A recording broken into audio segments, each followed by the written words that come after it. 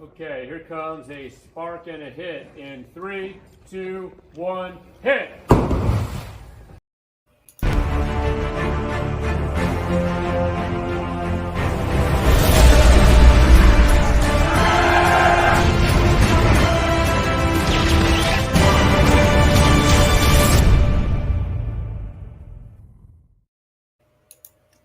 Hello and welcome. I'm Anti-Derivative Jill, and this is Indefinite Lunch and Infinite Combinations number 18. Today I'm joined with Pop Culture Curator to review the Orville Season 3, Episode 4, Gently Falling Rain. Thank you for joining me today, Pop Culture. It is my pleasure. It always is, Jill. So good to see you. Hello, everybody out there in the chat. Yes, and I wanted to congratulate you for getting your subscribers back to what it was before you lost your channel. I noticed that happened. So I need to go look. well, you had 40 before, right? So now, I think so 40 when it got 41. deleted. Yeah, it was 40 something. 43. Thank you though. I guess yeah, you're right. I should focus more on my Ray Bradbury theater. Yeah. So what do you have going on this week? Well, just I have my Ray Bradbury theater stream coming up here shortly. It'll be after yours ends, probably about half hour to 45 minutes after this stream ends. Okay, great. And I'll be posting some more of my Hollywood location videos. Okay, that's awesome. Yeah. I'll get there eventually. Yeah, you will. Maybe get as much success.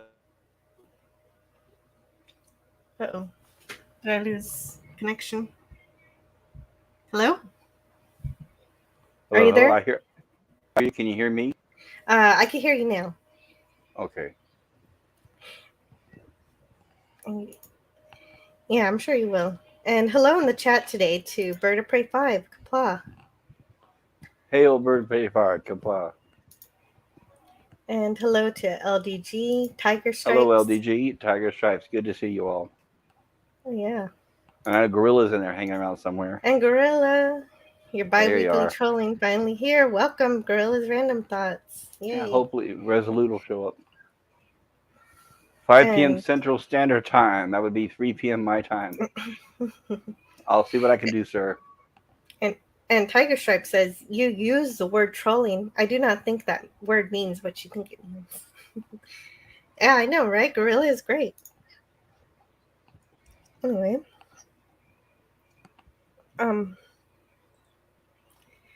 So other great channels are producing content for the Orville, so also please go check out Orville Nation with PJ, Talking to Orville with JP, the Nerd Portal Life Form, Resolute Germs, Clobburn Times, Mark D with the C, Potato Revan, and Dave Cullen, and more.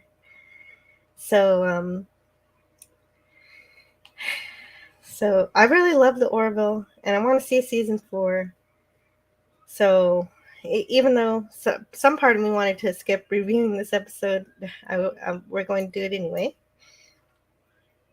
So without spoiling it, I could say that I understand this episode was trying to pull off political allegory, but it is clear that they tried to take on way too much all at once. The aesthetics and the adventure was wonderfully done, so it was very entertaining on a surface level. But the politics were so heavy-handed, and much of it was unnecessary for the story. I still love the Orville very much, so I hope this type of thing is more of an anomaly than a general rule. And I still love the show, and I believe there's a chance to make it right, narratively speaking. So I will reserve absolute judgment for the end of the season. I still want the Orville to be renewed, so just one episode's not going to change that. I still like the episode enough, but several points were fairly concerning. So Tiger Stripe says, without spoiling, oh, I think we have to spoil. That's why we're here, right? Yes, correct. We will spoil, but first I'm giving my non-spoiler thoughts before giving my spoiler alert. So Tiger Stripe says, I was so surprised to find this episode so currently political. Given that it was made 3 years ago, yes. Yes, that's right. So without spoilers, what do you think of this episode, Pop Culture? It had great special effects. Okay. I like the design of the alien planet. You know, it kind of reminded me a little bit of Blade Runner and kind of a mixture between Blade Runner and Las Vegas. Exactly. I agree. So, yeah. And I know you appreciate the makeup effects. They did a good job making the krill look different. Yeah, I was left thinking now, did they make like 100 masks or did they like copy and paste with CGI? So, yeah, at least it left me wondering rather than it being obvious where you could point it out. So, yeah, I like that. Well, if you can't tell, yeah, that's good. Mm-hmm. And hello in the chat to Raymond Feliciano. Hello, Raymond. Good to see you. Yes, great to see you here in the chat. Raymond is a bit sick with the thing. Yeah, I hope you get better. Heard. So feel better soon. Our prayers are with you. Hopefully, we'll get Sandra soon. And I'm really glad that there are some people who are positive toward the episode in the chat because we really need that for me. We need both sides. Yes, we want all do. sides, everybody. Yes, thank you very much for being here, Hakame. If I said that right. Oh, Hakame really liked it. Mm-hmm. If anybody has any strong feelings or opinions, please feel free to join us. We definitely gives us more to bounce ideas off of. Definitely. I would especially appreciate a positive perspective. I need one today. Yeah, any help we can get people, in other words. And Raymond Feliciano says that he has to visit urgent care in an hour or so. I hope that goes well, sir. Yes, I hope that goes well too. And so, Gently Falling Rain, this episode first aired on June 23rd, 2022. It was written by Brandon Braga and Andre Bormanis. It was directed by John Kasar with music done by Joel McNeely. And for those who would like to avoid spoilers in this episode, please pause the video and add it to your watch later so you can listen on the replay. So here's your spoiler warning for Gently Falling Rain.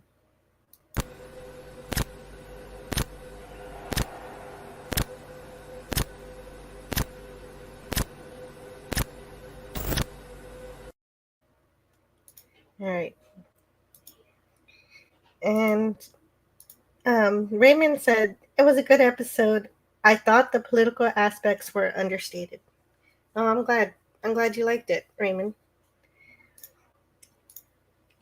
And Tiger Stripe says, oh gosh, Raymond. Bro and I had the coof last September. I put us on melatonin protocol that I found online. All right. Wow. And also bought some oxygen. All right. Thank you, Tiger Stripes. Yeah, I didn't know you could buy oxygen, but hey, these days you can buy anything, I guess, right? Mm-hmm. So,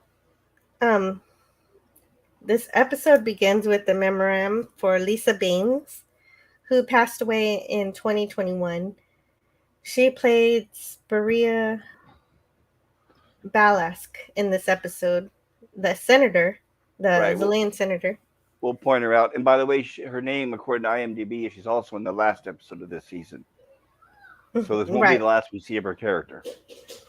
Right. She'll be in the last episode called Future Unknown. Yep. And she was a very prolific actor in lots of many things, but she also had one role in Deep Space Nine as a doctor in one episode. And in case anybody's wondering, it's a tragic traffic accident. Mm-hmm.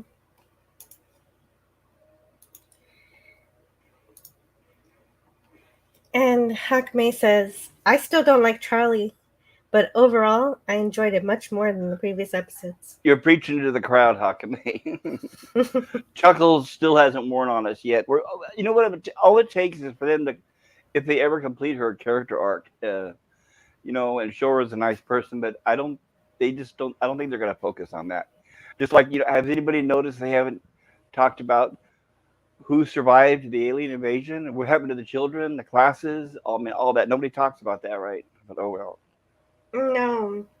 We still don't know the aftermath of the Shadow Realms episode with the Yeah, I remember alien. before that Yeah. they had kids all over the ship. They had teachers. Remember, Marina Sirtis played a teacher, and there was a teacher that was in love with Kelly, and Hmm. so it's like I was kind of thinking about this earlier, Jill. This show was designed originally sort of like a comedy / sci-fi, but it's like when it got picked up by Disney, they said, "Oh, we're just going to drop most of the comedy, and it's going to be serious sci-fi politics." But you still have the cast who was the cast. You have to remember when they were hired to be funny. So now you've got these people who were hired to be funny that are now forced into a kind of like a show that is now dramatic and politics. I'm not sure if it gels so well. That's I think an interesting idea. I don't know if that's what happened. I But, don't know. I'm not. I'm just saying it seems that way. I hmm don't know if they're going to show any more comedy. And from what we've seen, they haven't really, not compared to the first two seasons. I know. Uh, and that's why we're seeing a severe underutilization of Yaphet and Isaac, who are our sci-fi corollary, who Yes. are really, really valuable members of the crew that would have made many of these missions much easier and would have diminished some of the conflicts that we've seen. Yeah, I was thinking of Isaac too. I kind of miss the character. He's always enlightening. He would always, lighten up the scenes when he was in them. But make Hmm. lighthearted is what I mean. Right. But I'm like, sorry to get off on a So, tangent. Tiger Stripe says that point where Captain Ed said that due to the disinformation being distributed, he can no longer tell what's real or not. Yes, that's true. So the one who looks slightly like Nancy Pelosi, just the haircut, really. Yes. Nobody deserves to be called that, but yes, you're I correct. know, that's what I was thinking. No way. She Shame looks on you. she's way more beautiful than Nancy Pelosi. Right, and Really. she's not 200 years old. Tiger Stripes also shares Charlie's dislike for Isaac, so we have that in common, and that's fine. If Charlie, I'm fine with Charlie not liking Isaac as long as they're not on the bridge. She should leave that off the bridge, or She when should she's get not off the on ship, duty. right? If she doesn't like Isaac, she needs to be transferred to another ship Yeah, because any kind of hostile feelings she has could endanger the mission and the crew at any time. exactly. That needs to be addressed, but I don't think they're going to address Because it. Isaac is a member of the crew, And he outranks her. Let's remember that, everyone. and if Chuckles would have died in this episode, I would say best episode ever, says Gorilla's Random Thoughts. Yeah, it's funny when the Admiral Halsey tells her, "Why don't you come along?" I was actually thinking, "Oh wow, are we going to get? Is there a reason why they invited her?" He went out of his way to tell her, "Why don't you come along with us? You might see something interesting." Oh, And yeah. they just dropped that. It's You were like, thinking, why oh, did that hey, even? she's the red shirt here. Yes, because he said, "Come along, you might see something interesting." And then they didn't even. Then that went nowhere. Another plot hole. But oh well. They never showed why she should have been or why he recommended her being there. But oh well. I don't want to jump ahead on the scene. Go ahead. I think they just wanted to put her in there just to have her there, but she didn't really do anything. Nothing. That's something we'll touch later on. Once again, like the previous episode, the landing party is totally mismatched for who really should have been sent there, right? No Right, security. exactly. No Yeah, security. we'll They had no definitely get guns, there. no arms. All right, go ahead. Hello in the chat to Captain Fandom Nerd. And Raymond says Sandra was clobbered by it too. Oh, I'm so sorry to hear that. As for me, I'm just coughing and very tired. I will see what they have to say. Tell her she's in our prayers. Yes, good luck to Raymond and Sandra. And Tiger Stripe says, I feel sure McFarlane knew his intentions from the start. He wanted to make a Star Trek pastiche, which often incorporated comedy. And Raymond says the corporation gets their paws on it, and that could be what happened. Tiger Stripe says, oh no, Sandra too? There's also a vitamin protocol online. We took lots of vitamin D. And Gorilla's random thought says, "You talking about the ship drunk?" I mean, Kelly? Kelly? I guess. Yeah, right, Kelly. Raymond said, "So are we." Tiger Stripe says, "Captain Ed tolerates a lot of informal speech on the bridge." Captain Ed does not discipline anyone. He's not Captain Ed. He's Captain Steubing from the Love Boat. They're all friends. It's not like military. They're all friends. They're allowed to talk to the captain any way they want to.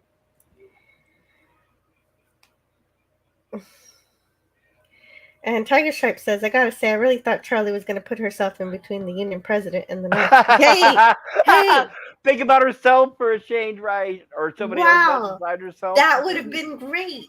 That that would have endeared her to the audience pretty well. It would have redeemed her character, and the doctor still could have helped her live, right? That would have been a great idea. Yep. You should have been writing for this episode, Tiger Stripes. They need someone who knows how to make Charly more likable. They need anybody out of high school to write this. All these last episodes are written at a high school level or for high school kids. I can't tell which one. Mm-hmm.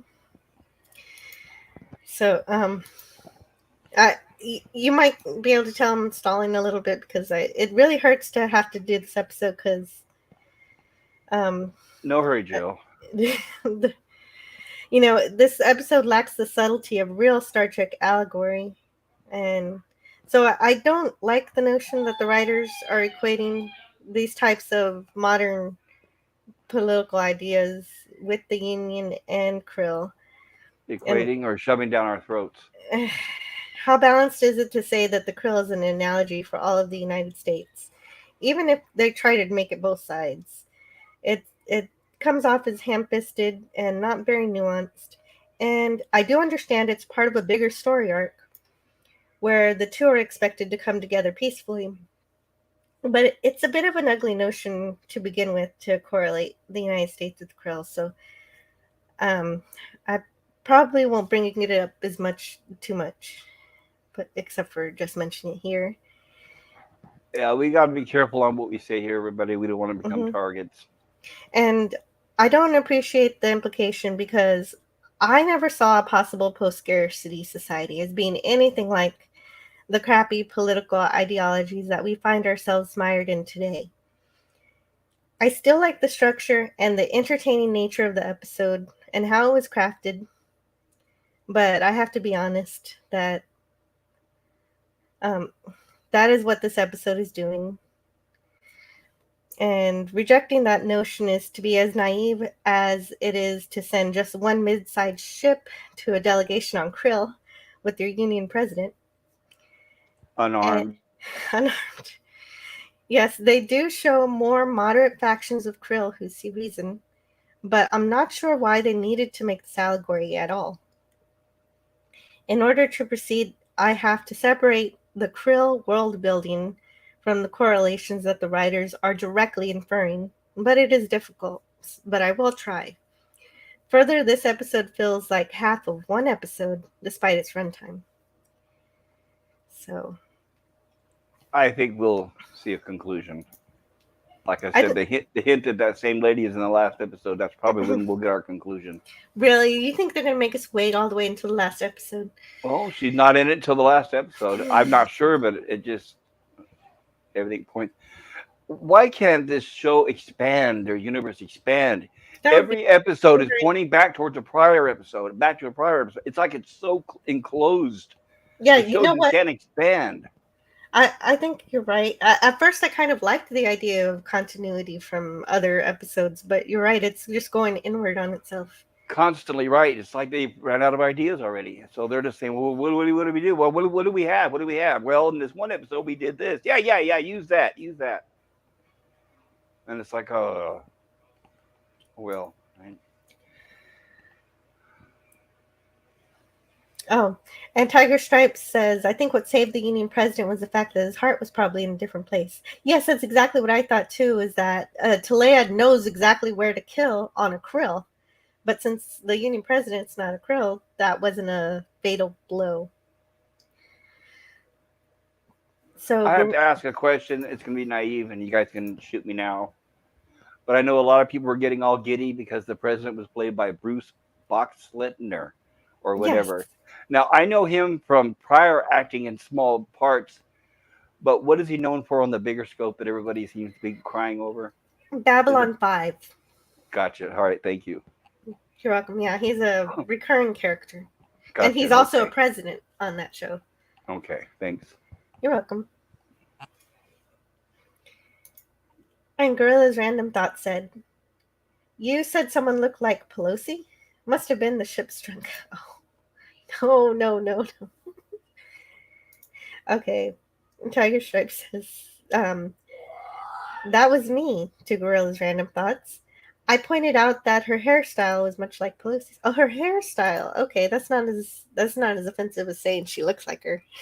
Yeah, not her face, just her hair. So blame it on her hairstylist. Mm-hmm. Box Lightner Bab 5 says Tiger Stripes. And Raymond Feliciano says Babylon 5 and Scarecrow and Mrs. Kill and King. I do remember the Scarecrow, Mrs. King. I think that was with Kate Jackson, maybe. Oops. Sorry, that's a deep cut. Yeah, I don't know that one. So we see Taleah again.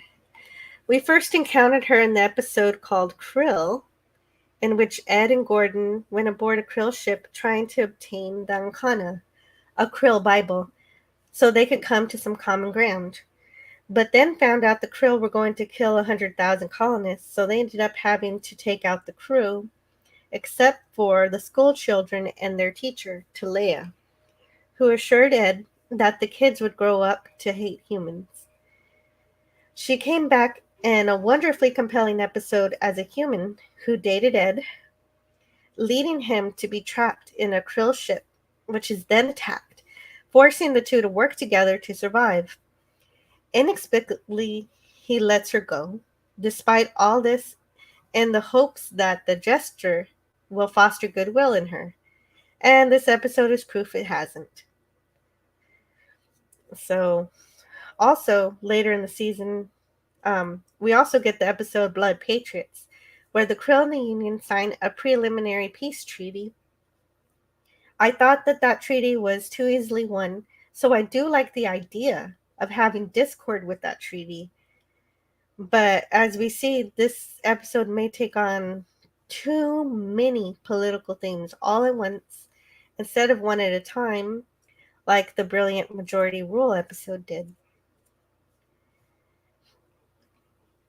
So Taleah is giving her populist and xenophobic speech in her desire to stir up the population to vote for her as chancellor. And it references fundamentalist religion that the krill have been following since the beginning, that tells them that only they have souls and thus have the right to expand into the universe wherever they wish, as if even if the world's already occupied by others. So it's like the krill's version of a type of manifest destiny. For a moment, I'd like to go back to past Jill, who was watching the wonderful episode I mentioned, Nothing Left on Earth Excepting Fishes, where we saw Taleah trick Ed into dating her, and point out one part where I was optimistic, because this review can use a little bit of hope there. And back last season, during that episode, where Taleah and Ed had to work together to survive and be rescued, she tells him more about krill history. They weren't always so fanatical until they took to the stars, showing that at some point the religion was corrupted to lean to xenophobia.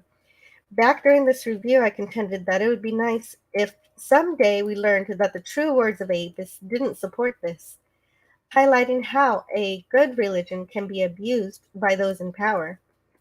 We find such a character in Chancellor Corrin, who believes in Avis, and also that the members of the Union are not soulless, proving that the two are not mutually exclusive, and that he has half of the planet's support.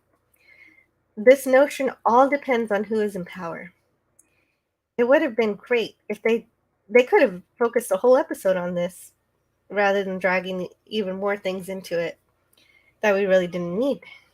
Less is more. And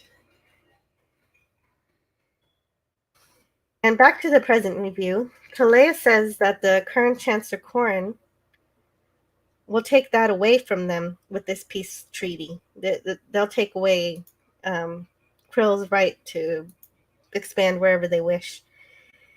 And she is delusional that Krill can take on the Kalon threat independently, but the Krill don't see this and follow her anyway. I would actually say that this is one of the political scenes that they do very well, but with one problem.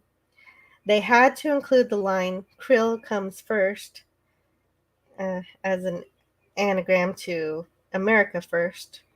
For the scene, You mean MAGA, make America great again? they didn't say that. No, but is that what you meant? You mean that phrase? Okay. No, they don't say Sorry, that. go ahead. No, they don't say No, that. I thought that. No, but I thought that's the phrase you were learning. No, no, sorry. No, he also said put America first. Oh yes. The scene would have been better without that because nothing else in this speech is anything like that certain politician. So the rest of her rhetoric is more like totalitarians around our past world wars. And she makes it clear that she believes her political opponent is a traitor. So this scene almost got away with it. Yes, and Raymond says, sorry, fuzzy brain. That's why I'm not coming on. That's all right, Raymond. Please take care of yourself, and I hope you have a good appointment. Hello in the chat to Cam's Crash Courses. And I had wanted to have clips today, but my episode just downloaded, so it would take me another hour to clip stuff from it. And definitely don't have time for that. But I'm so happy to see Cam here.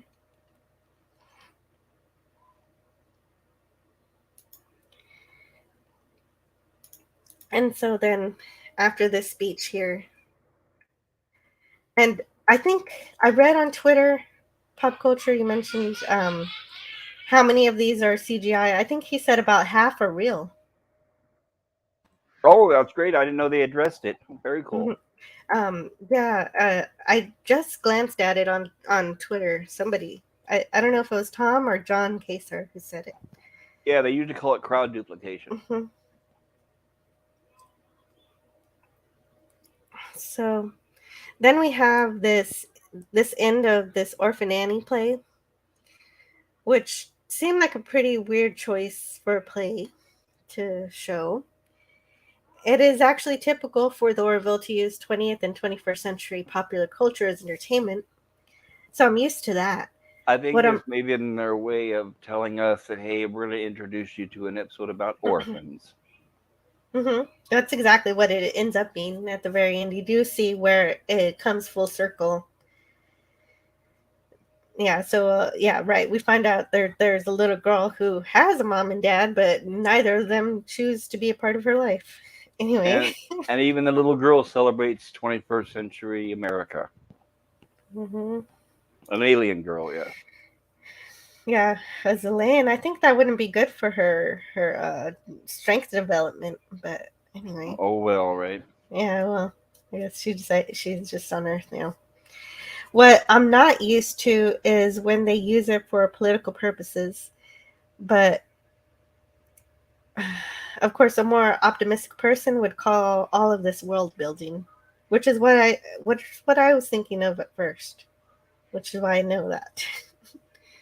So the only bit of humor we get from this is when the krill reference this Orphan Annie singing "The sun will come out tomorrow." However, the krill says, however, the repeated prophecy of the orphan child was quite haunting. The sun will come out tomorrow.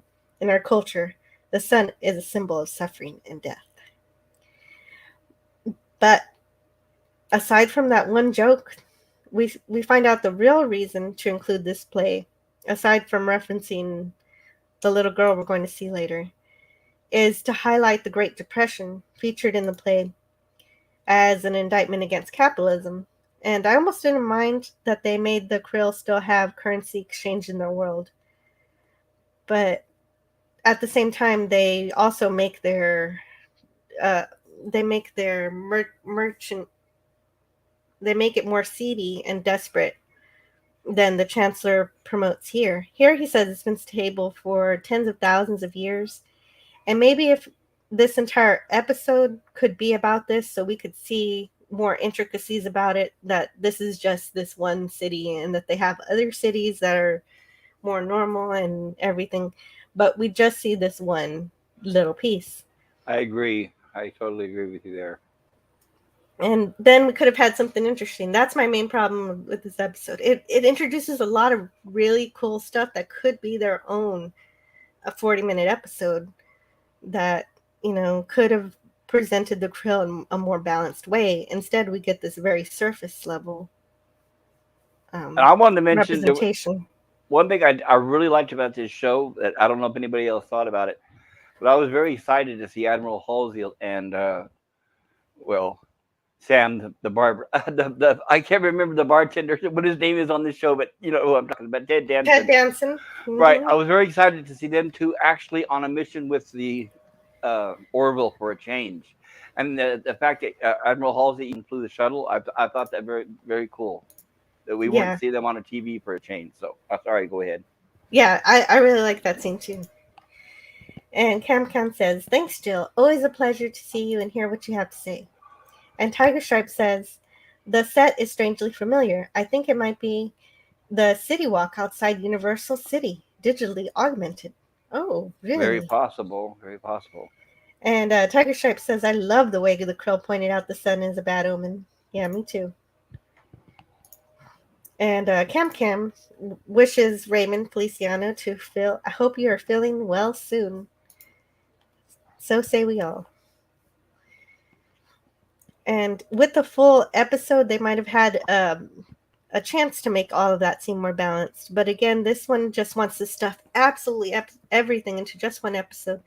So we have to move on from this already. Unlike Taleahs, next, right? there's your economic commentary. Unlike Taleahs, Chancellor Corrin understands the Kalon are better fought against together. But the biggest takeaway I have from Chancellor Corrin that I like from the scene is that he says, "Once the people of Krill see you for themselves, as I have, they will understand you are not the soulless monsters my opponent would have them believe." And this was a great indication that some Krill are realizing that maybe Avis wasn't trying to say that only the Krill have souls. Perhaps, since we haven't read the Ancana, we don't know for sure, but perhaps there's some kind of misinterpretation of that text. Again, that would have been another fun episode we could have had to see if a campaign to convince Krill that they're not the only beings worthy to exist in the galaxy. We had that discussion back in the prior episode when they were talking about religion, where I said, well, Ed should mention to the Krill that, Earth also has several different religions. Remember we were talking about that? Yes, that's right. I think that's the same episode I mentioned earlier where you brought that up. Right. So, they've had their opportunity more than once, but that doesn't seem to be a topic they want to center around. I mean, he keeps bringing up religion, but he doesn't want to, make it nice. I don't know. Well, because Hollywood is very anti-religion. But the potential is there, and I really like that potential. And I know probably wouldn't succeed in just one episode, but to see it tackled would be a really great way to make the show shine and to be a beacon of hope. But that's the issue here. I can't even get past this one scene without seeing several different episodes that would have been really fantastic. And I'm going to point out once again, notice everybody, no security. So even though that one was probably my favorite, my least favorite is the nonchalance how nonchalant the Chancellor is about how he believes that his opponent won't win because her support is insignificant and that the projections show that he will win. Maybe subtle. Yeah, allegory, anybody? Subtle. Okay. But it is a direct reference to the 2016 election because this was written in 2018, so they didn't know anything about the 2020 Right. election. It's written the way they wanted the election to turn out. As is some people's perspective, that the winner of the ignited ignited fear and ignorance. Yeah, some people say that. This losing opponent also thought the polling was in her favor, only to be proven wrong. And I hear some people say not to make those parallels to reality. But then why does the episode do it if I'm not supposed to see it? It's just so heavy-handed for me. Divisive. Yeah, and I don't think the episode went the right way to make these direct references. They do this. They want to. It's like Disney's agenda. They want to force people to talk about things they don't want to talk about, which is very divisive. Right. No fun, in other words, people. We're supposed to be having fun here, remember? I know, right? I mean, I liked the reference to the sun. But Tiger Stripe says, I love the way the krill pointed out the sun. See, I like that. But more of that stuff. But anyway, Cam Cam is reorganizing his room and making it more display friendly. Ooh, nice. Setting out your toys in a nice way. Now it looks like a toy store stockroom. Awesome. Yeah. So Tiger Stripe says, I had an issue with Cap Ned saying Jesus Christ in the show. At that moment in context, though, I would have had no problem with him saying Mother of God.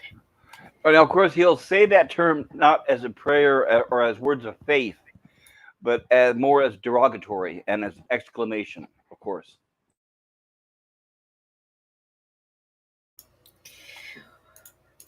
Yeah. And by the way, if anybody's thinking I'm a religious nut, I'm not.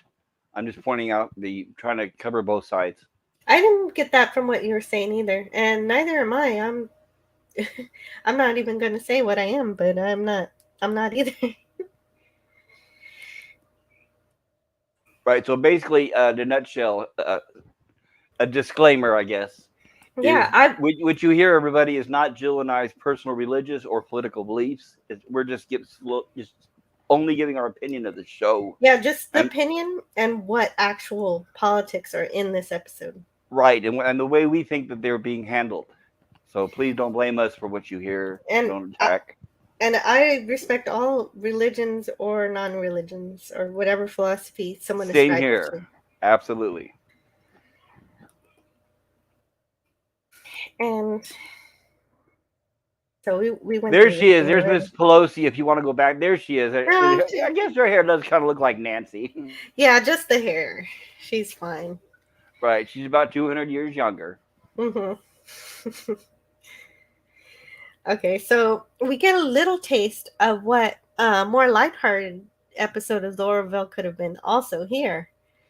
There are several episodes within this episode that it could have been like this. A whole episode about a pub crawl through history, just including some fictional sci-fi history closer to the time of the Orville, could have been a fun insight, just like First Contact, or the entirety of the Star Trek Enterprise. Yes. And I realize we only have 10 episodes, so that might feel like a waste, but those are the kind of stories that lift spirits. Also, I thought that it was funny that Charly attacks facial hair on men, just like Dr. Crusher attacks beards on TNG during a poker game. Yep. Saying that they're style affectations. At least when Crusher does it, she says that they're like women's makeup. Well, it would have been nice if it had been fair and somebody made a quip about her, but that won't happen. Mm-hmm. Exactly. Actually, well, that's why that happens in TNG. They were balanced on that show. Here it's only the men that are butt of jokes. And that at least gave Crusher some fair discussion, but Charly just hates it. That's all that was about. And this shows that Ed does not know how to wear a hat. Lamar does. Oh man, I didn't notice that.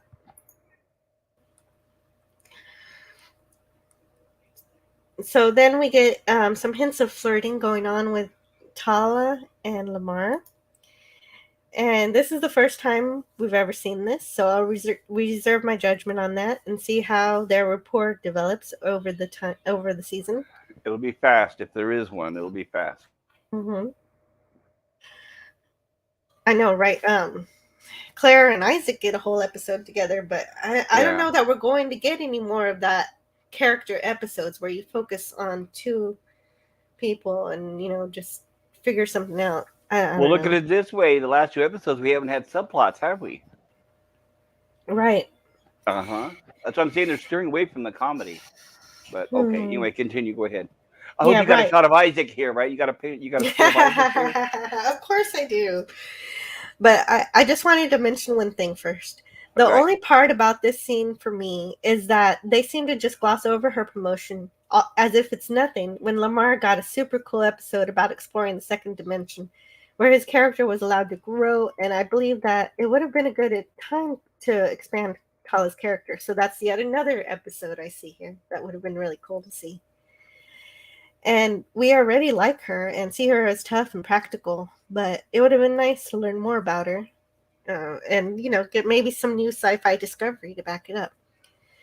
But we didn't even get a promotion ceremony. It was just another thing that they shove in as an aftermath, even though I really love the idea of her getting promoted. And that is this episode. 100 great ideas I would like to explore, but we only get to see the surface of each one. Sounds like it was written by a committee. Yeah, and there's... Now, I wanted to bring this up. I love this shot because, for me, this harkens back to the episode where Isaac was stranded on that planet with the doctor's 2 boys. And I told you then, I said it reminds me of a Western because he had a gun on each hip. Oh, yeah. Yeah, yes. You're right. And you were even pointing out several scenes that look like the standoff. And... Yes. I mean, the pose that he's doing right now, he did that exactly like that in that episode. And then I was picturing a hat on top of his head. That's when I said, he looks like a Western. I was picturing what we're seeing right here. So I'm really glad they did this. I'm just so sad that Chuckles ruined it, but oh well, right? I know, right? Why does she have to ruin things? Oh, hello in the chat to Big Daddy MRI. Great to see you here. Hello, Big Daddy. Big Daddy MRI is here.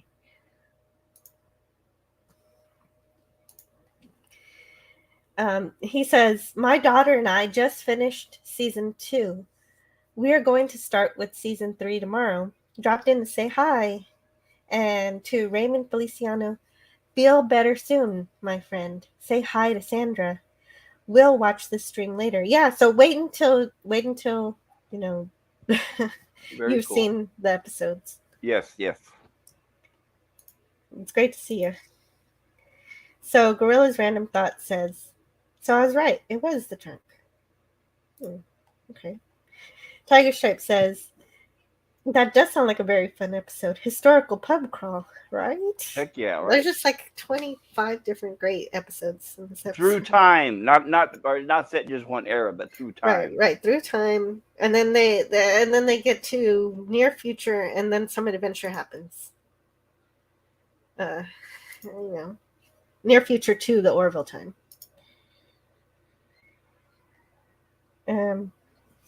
I think Ed's hat is too large for comic relief. That's very possible. Or not large enough. Or not large. For his big head. I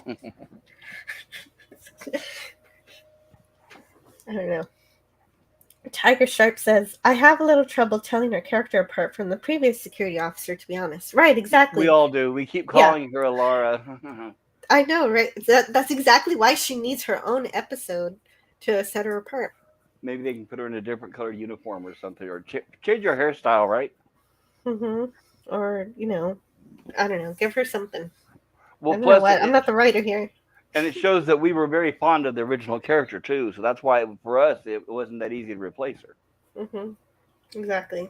There's Resolute. But I still like Tala. Hello in the chat to Resolute Germs. I like Tala as well, yes. Resolute Germs says, so many good ideas they will never explore because they only have 10 episodes. Yes. And 20 writers. Yeah. So yes, you're right. Charly still has to ruin the moment, but at least we're not on the bridge when she does it this time.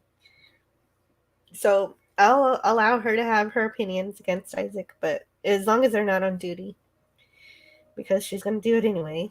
No, but Until she- but notice nobody, because she's a female, nobody can snap back at her. I mean, it's always one sided. It's always women to male. Mhm. And I just don't know why. It can't be fair or not do it at all. If you're not Well, going to be fair, don't do it at all. They could be fair. Claire could snap back at her very easily, but she doesn't. Well, there's a lot of coulds in the whole series, but that never happens. Mhm. It's Well, just it's very one sided and it's very obvious and it's very old and tiring. Hmm. Well, anyway, Sorry.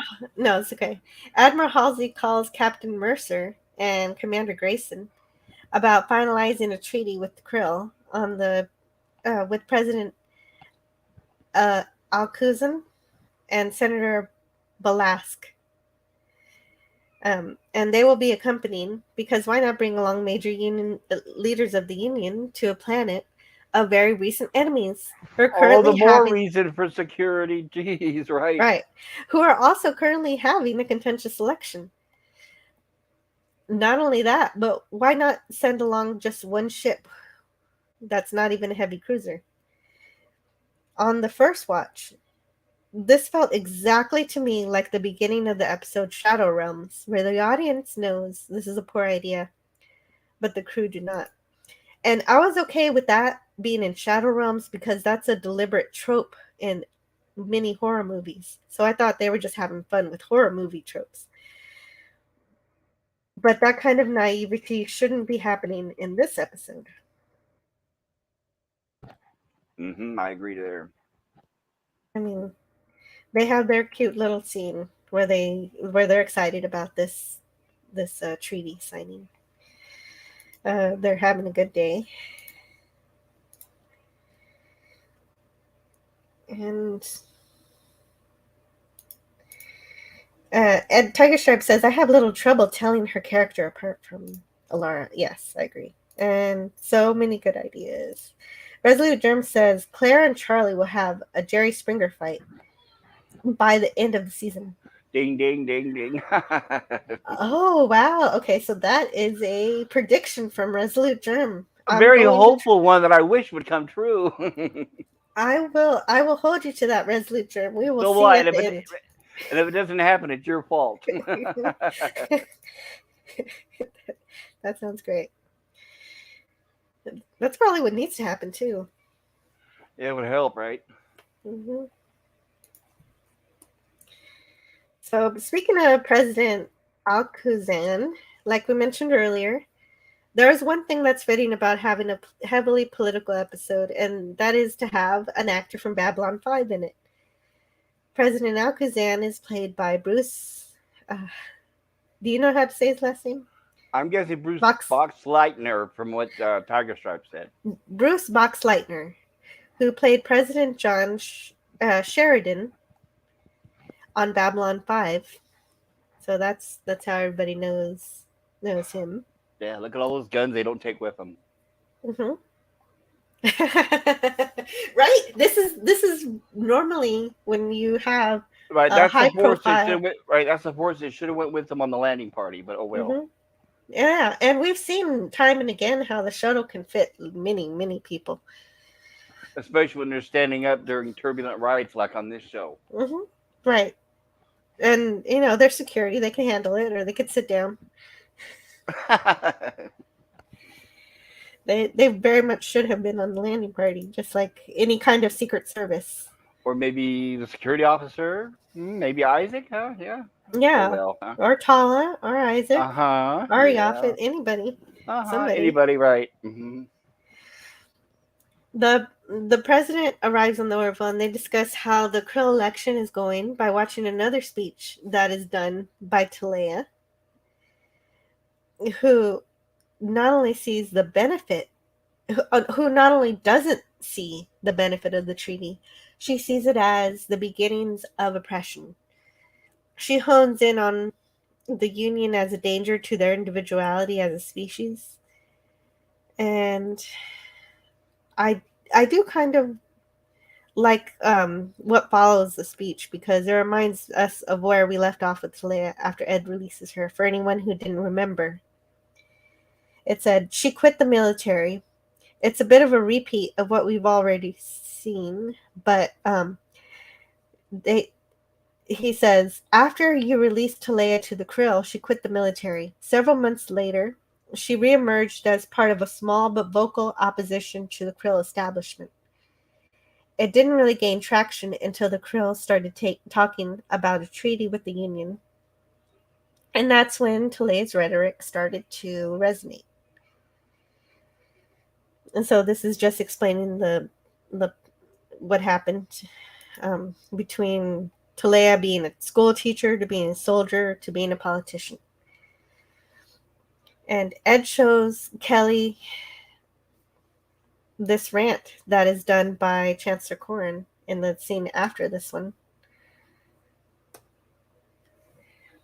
And it turns out that to be a fake indictment. So it shows him oppressing the opposition, the people, but it turns out that it's fake. So this is really the only interesting science fiction aspect we get in this episode, showing that by this time, this deep fake technology, which isn't the best right now, has achieved near perfection by the 25th century.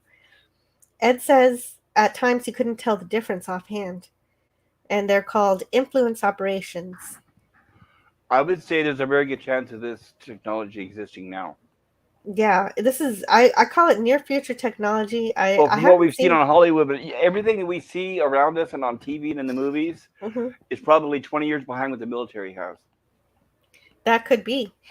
I even heard on Bird of Prey 5 stream that Amazon is working on a technology that can take just a minute of someone's voice and have it read a novel. So that's what they did for James Earl Jones for Star Wars. They had him read certain lines, and then now they mimicked his voice in AI, so he'll now be forever Darth Vader even after James Earl Jones is dead.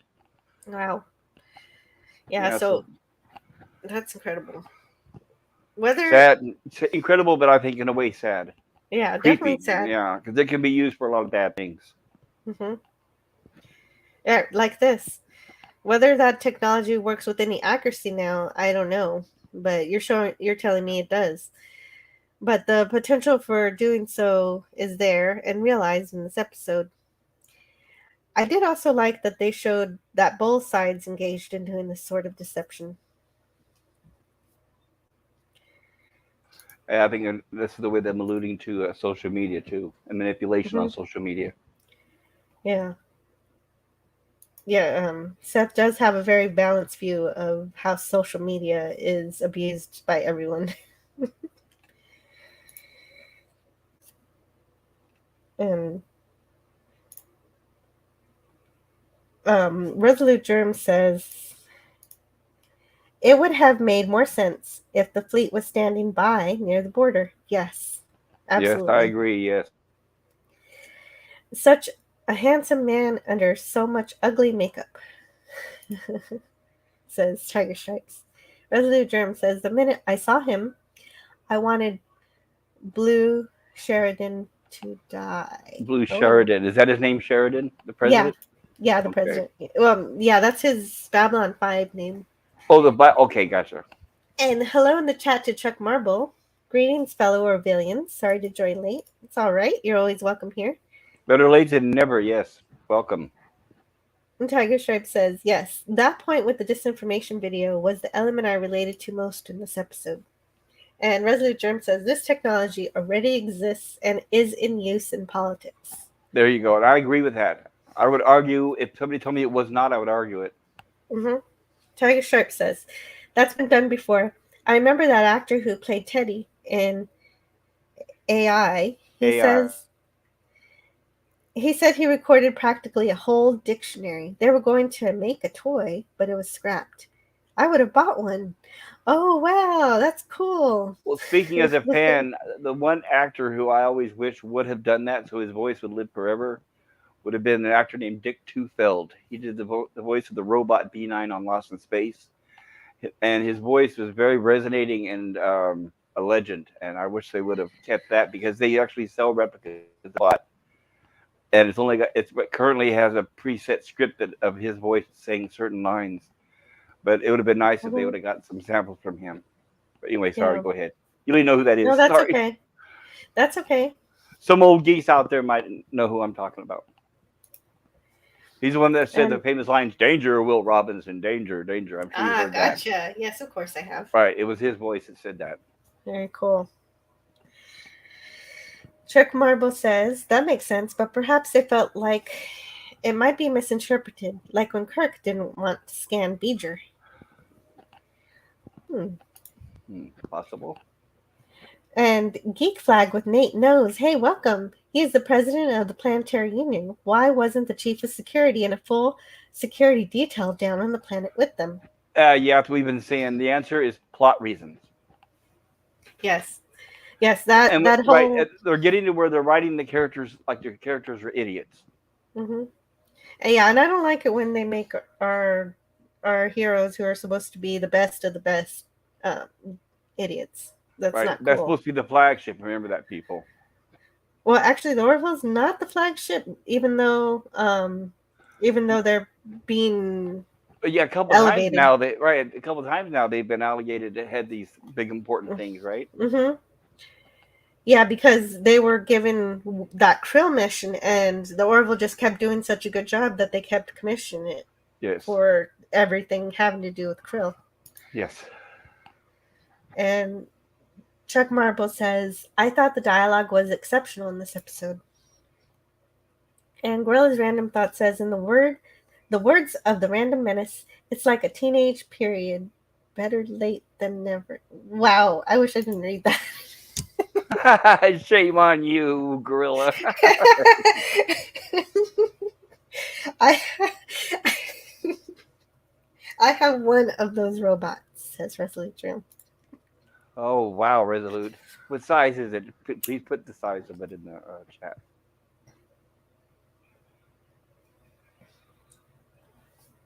Sorry, and, go ahead. Geek Flag with Nate says, maybe it's like the G7 having a full security detail could be construed as a political insult. Well, they don't mention at all that.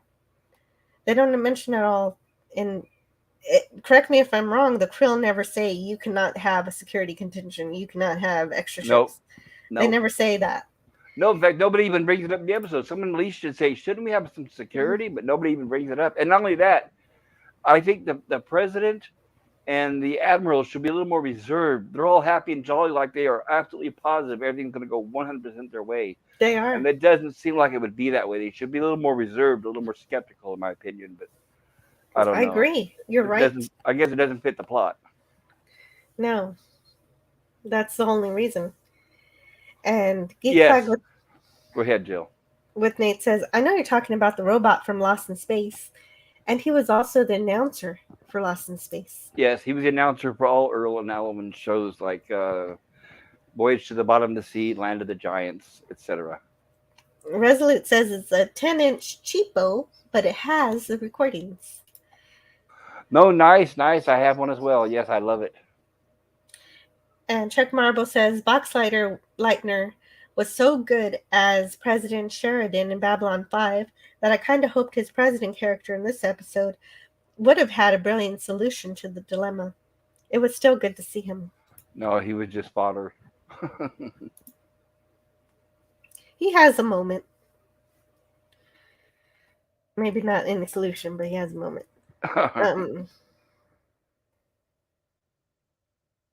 It's very funny how he exposes himself the way he does, to a real president that leads so many people would not expose themselves so open and so easily, but it's plot reasons. Mm-hmm.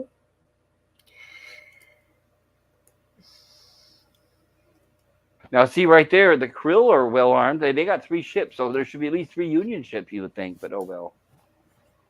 I mean, this makes them look really dumb in the eyes of the krill, in my opinion. Yeah. I do enjoy the shuttle scene as the delegation heads to the krill itself, despite not understanding why they're taking the captain of the Orville, a senator, an admiral, and the president of the Union without any security or No backup security. or But I do backup like trip. yes, but I do like the scene of Admiral Halsey driving the shuttle. I don't know why, Hmm. but I did like this. Yeah. Yeah, I guess that is just one of the things for season 3. Naivety about security procedures. Well, only that, but you can't, anybody who knows any sort of physics, you cannot just stand around on a ship that's going to be rocking and rolling through turbulence. But oh well. That's a great point. Everybody should be seated. Right. It's like they're getting lazy with the writing. But anyway, go ahead, proceed. And their only red shirt is an inexperienced ensign. Aside from that, I really do enjoy this scene because of the visuals and for Admiral Halsey showing Ed that he still got it. Right, and we all know as for Chuckles being a red shirt, she did not do her job on the screen because she did come back alive.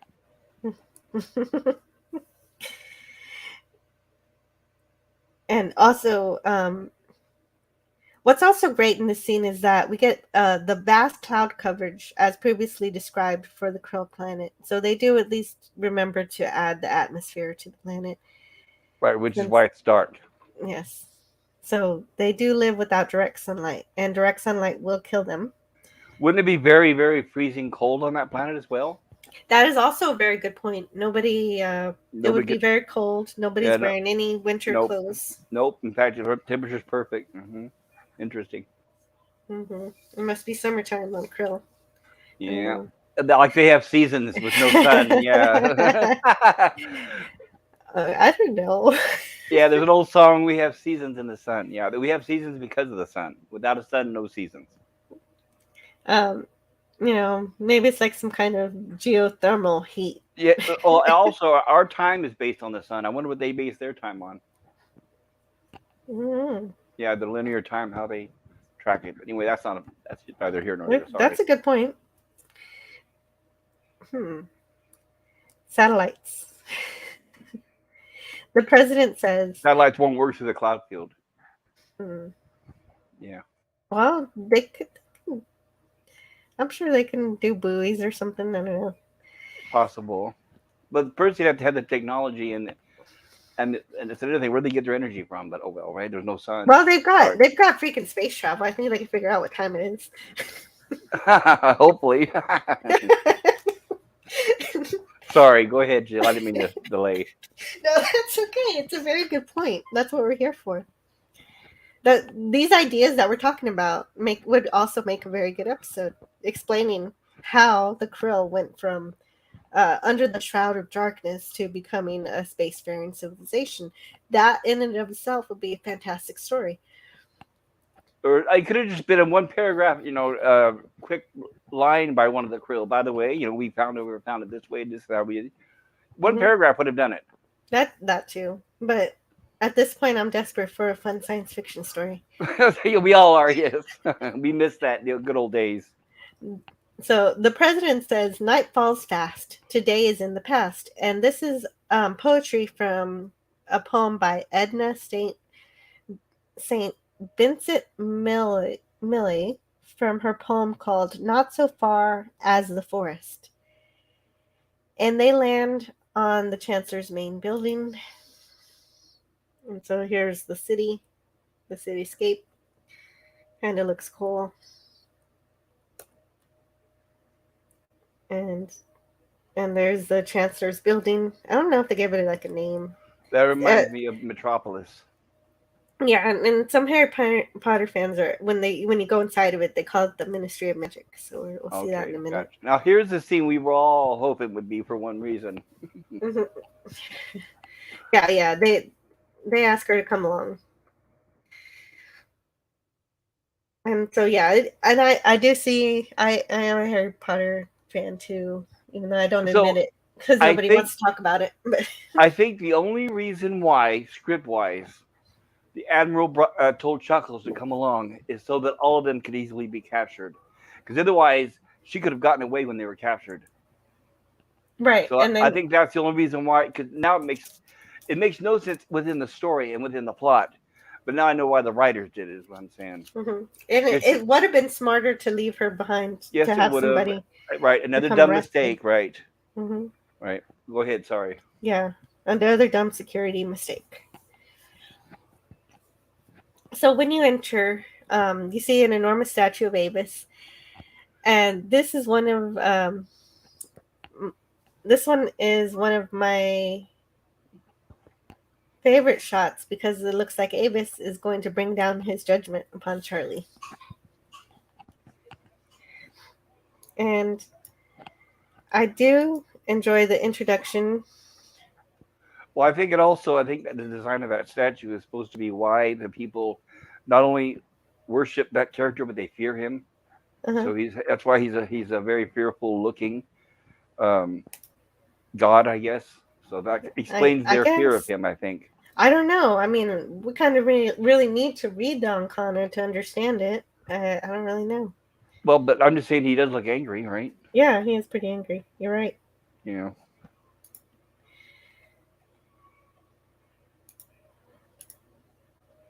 Let's see here. What do we have?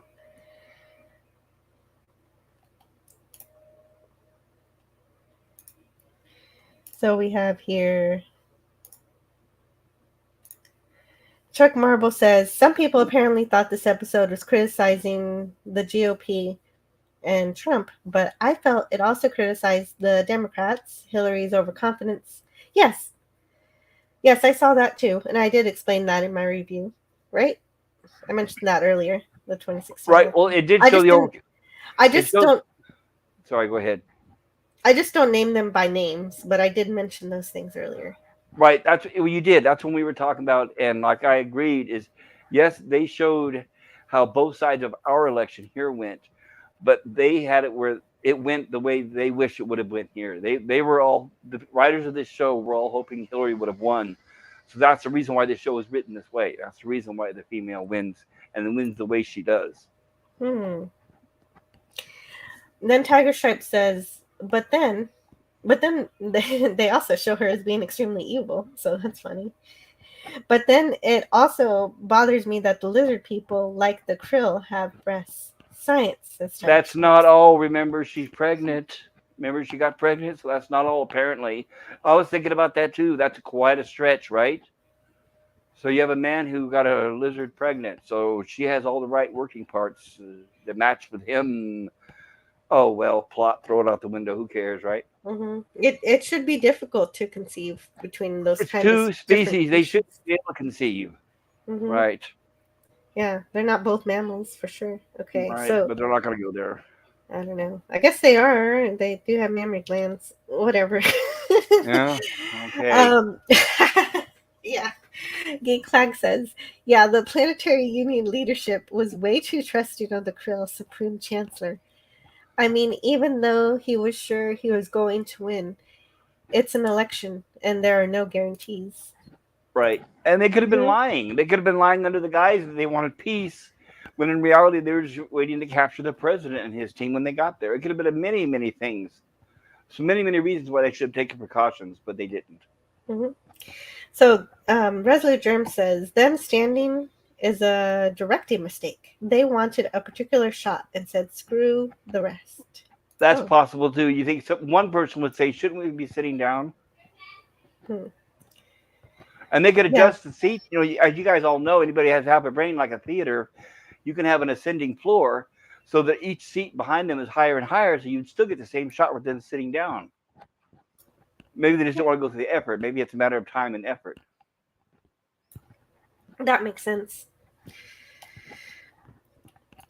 Tiger Stripe says, no, there's a fell there with the design team too, because there were no extra seats, I think. That's what I'm saying. That'd be cheap. It wouldn't be the design of the shuttle within the plot. It would be set design within, in a studio. And Tiger Stripe says, Mill Lay. So I guess I mispronounced Mill Lay at some point. Tiger Stripes also says, yes, that shot reminds me of the Ministry of Magic. Sure does. Resolute Germ says, it's a standard shuttle. If anything, they removed the seats for the shot. And Chuck Marble says, I thought the statue of Avis was incredible. Dang, that would make an outstanding outdoor Halloween decoration. Probably CGI. Well, this is Orville. They probably made a model. Well, they could have, but it's going to be using forced perspective, if anything. Yeah, they probably use both. A model Possible. for design and then CGI overlay. For the distant shots, maybe. Mm-hmm. Yeah. And Tiger Stripe says, I also had trouble with the Krill Society having beggars and pole dancers. Yes, we're going to get to that. And Geek Flag says, okay, guys, I'm still at work. My lunch break is over. I have to get back to my job. I have to leave you guys playing on my phone so that you have the views. Everybody have fun, but keep Thank it you. legal. Please check out the rest of the show after work. Yes, thank you very much for stopping by, Geek Flag. Yes, good to see you. And Tiger Stripe says, I haven't studied the Orville Shuttle. I seem to remember it seating more than 2 in the past episodes. It did. I've seen up 6 to 8 people in it. I've seen they had a ton of people in one episode where they had to evacuate this planet.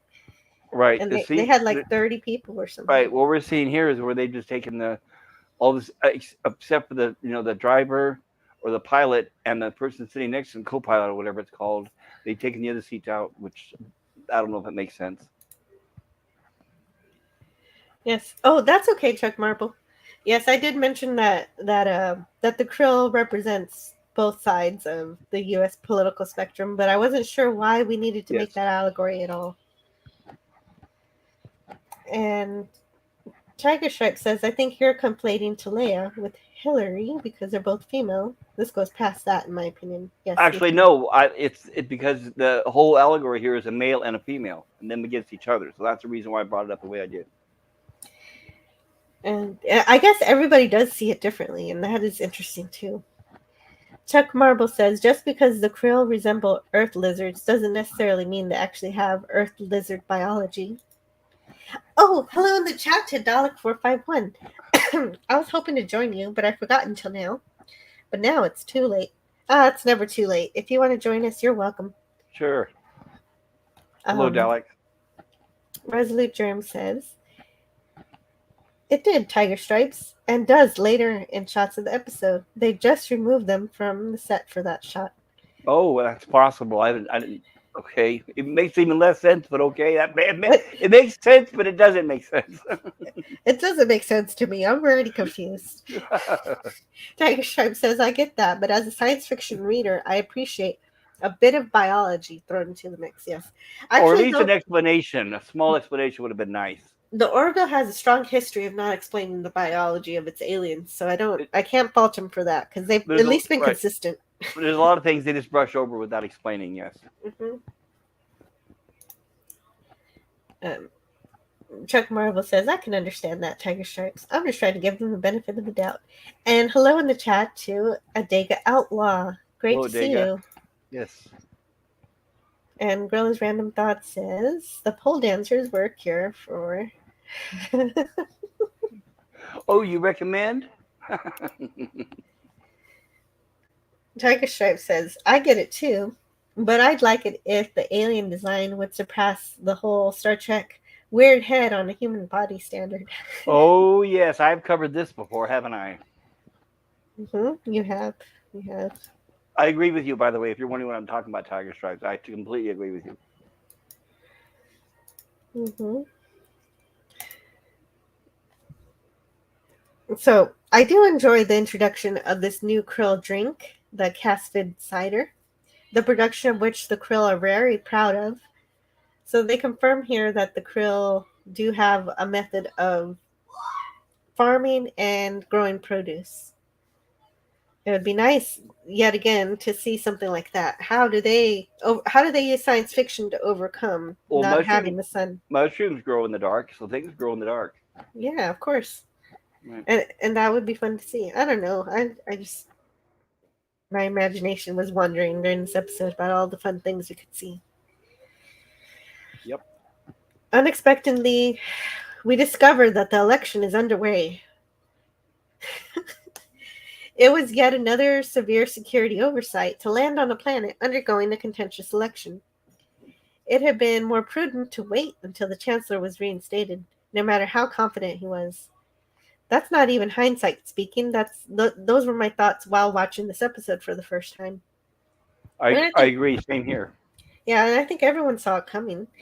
So of course, Taleah pulls out an upsetting victory, and of course, she instates herself instantly by overthrowing the predecessor before she even takes her commencement ceremony. And even Corin reveals that when the race is close like this, but close elections are not unprecedented. When the margin of victory is this narrow, a challenge is always honored. However, it isn't honored. Taleah enacts a coup, and the problem here is that the Circle of Clerics are somehow on her side. We don't see the Circle of Clerics in person or interact with them at all, which would have been another interesting thing to see. That is true. So she is allowed to instantly become dictator, not even just chancellor. So you have to wonder whether or not this coup is a usual thing. I don't think it is. Since it's not, then are the actions that she performs after this, namely public executions, not usual either? It would be good to know something like that. It would help if they at least explained it. And that's the shot everybody where should have had Taleah instead of Chuckles. Yeah.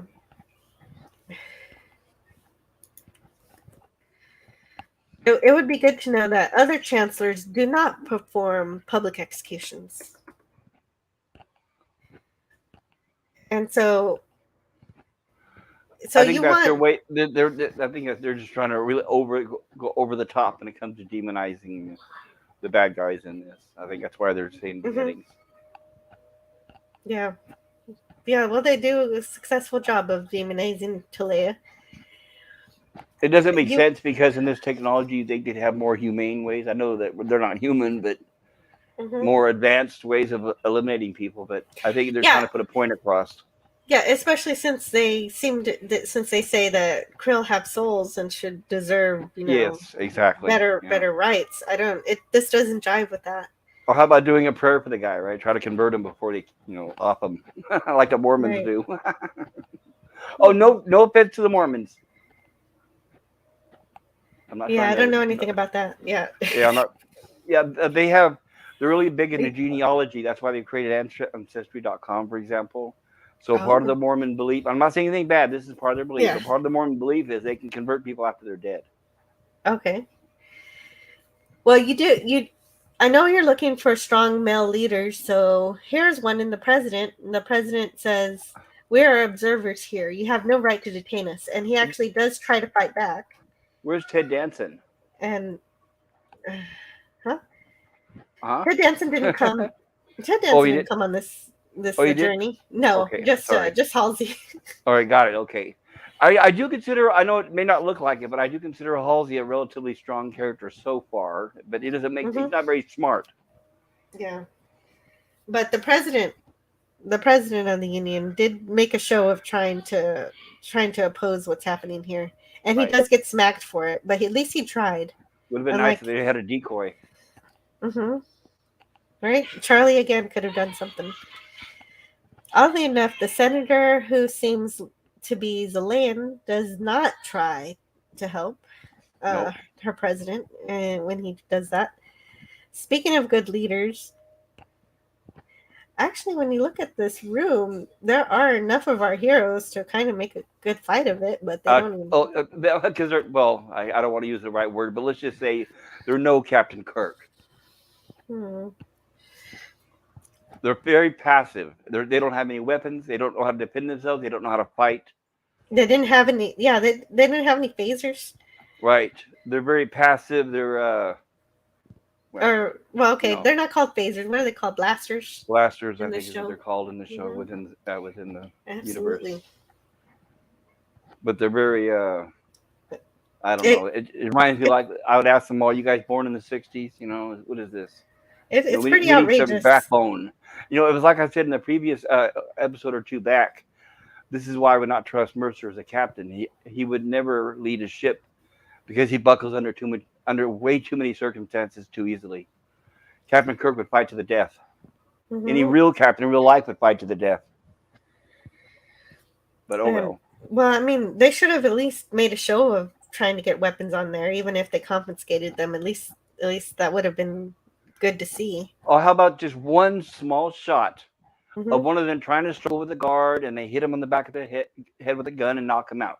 Yeah, that's what happened with the president. Did that, but he was the only one. Which is foolish because they should be protecting him, right? Right. It's just, like I said, the writing is just Jesus. It's like high school kids and who have never actually lived a real life. They've never even been in a fight. I don't know. Definitely non-military. They don't understand about respect and your friends and your comrades. It's interesting. Mm-hmm. Sad, very sad, by the way. It reminds me of San Francisco. You can have somebody getting mugged on the street and everybody standing right next to them do nothing.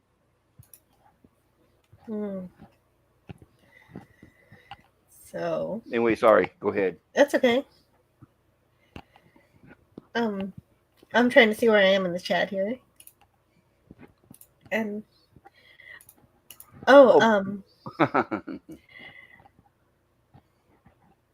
see. Chuck Marble says, "Lol, Tiger Shark. It's not just the Orville and Star Trek." And Tiger Shark says, "That's true. It's one of the things that Babylon 5 did a bit better." Oh, the weird head. Birdprey 5 says, "I'm happy with the weird head. Cheap and easy enough." Yes, it is. That's what I said. That's the reason why I said they use it. But what's even cheap and easier is when it's not even that, when it's just tattoos, right? Like, well, I don't want to say or inflame anybody. Yeah, but there's certain makeup on certain shows where there's not even any kind of makeup. It's just tattoos. Jadzia Dax is one of my favorite characters, so I'm just going to pretend I didn't hear this. Sorry, next. Dalek451 says, "I think this is my lowest rated episode so far. Way too much politics, and the whole thing with Ed's daughter made no sense. It had me rolling my eyes." And Gorilla's Random Thoughts you wouldn't be the only one there, Dalek. Make that comment. And Chuck Marbles agrees with Tiger Sharks. Babylon 5 was one of a kind. It was an extraordinary sci-fi show, one of the greatest. Tiger Stripe says, "I thought I saw a few faces in the mega crowd. I look horrified at the public execution, but of course, in that situation, if you disagreed, the best thing to do was to quietly slip away." Resolute Germs says, "It's kind of worrying. There hasn't been an A-level episode of the season yet," says Resolute Germ. And Dalek says, "The moment I saw the girl, I immediately thought, oh, goodness, here's the special little girl who's the key to everything." I hope they don't do it like that. I guarantee you, Dalek, that was a resounding statement that came out of millions of mouths at the same moment.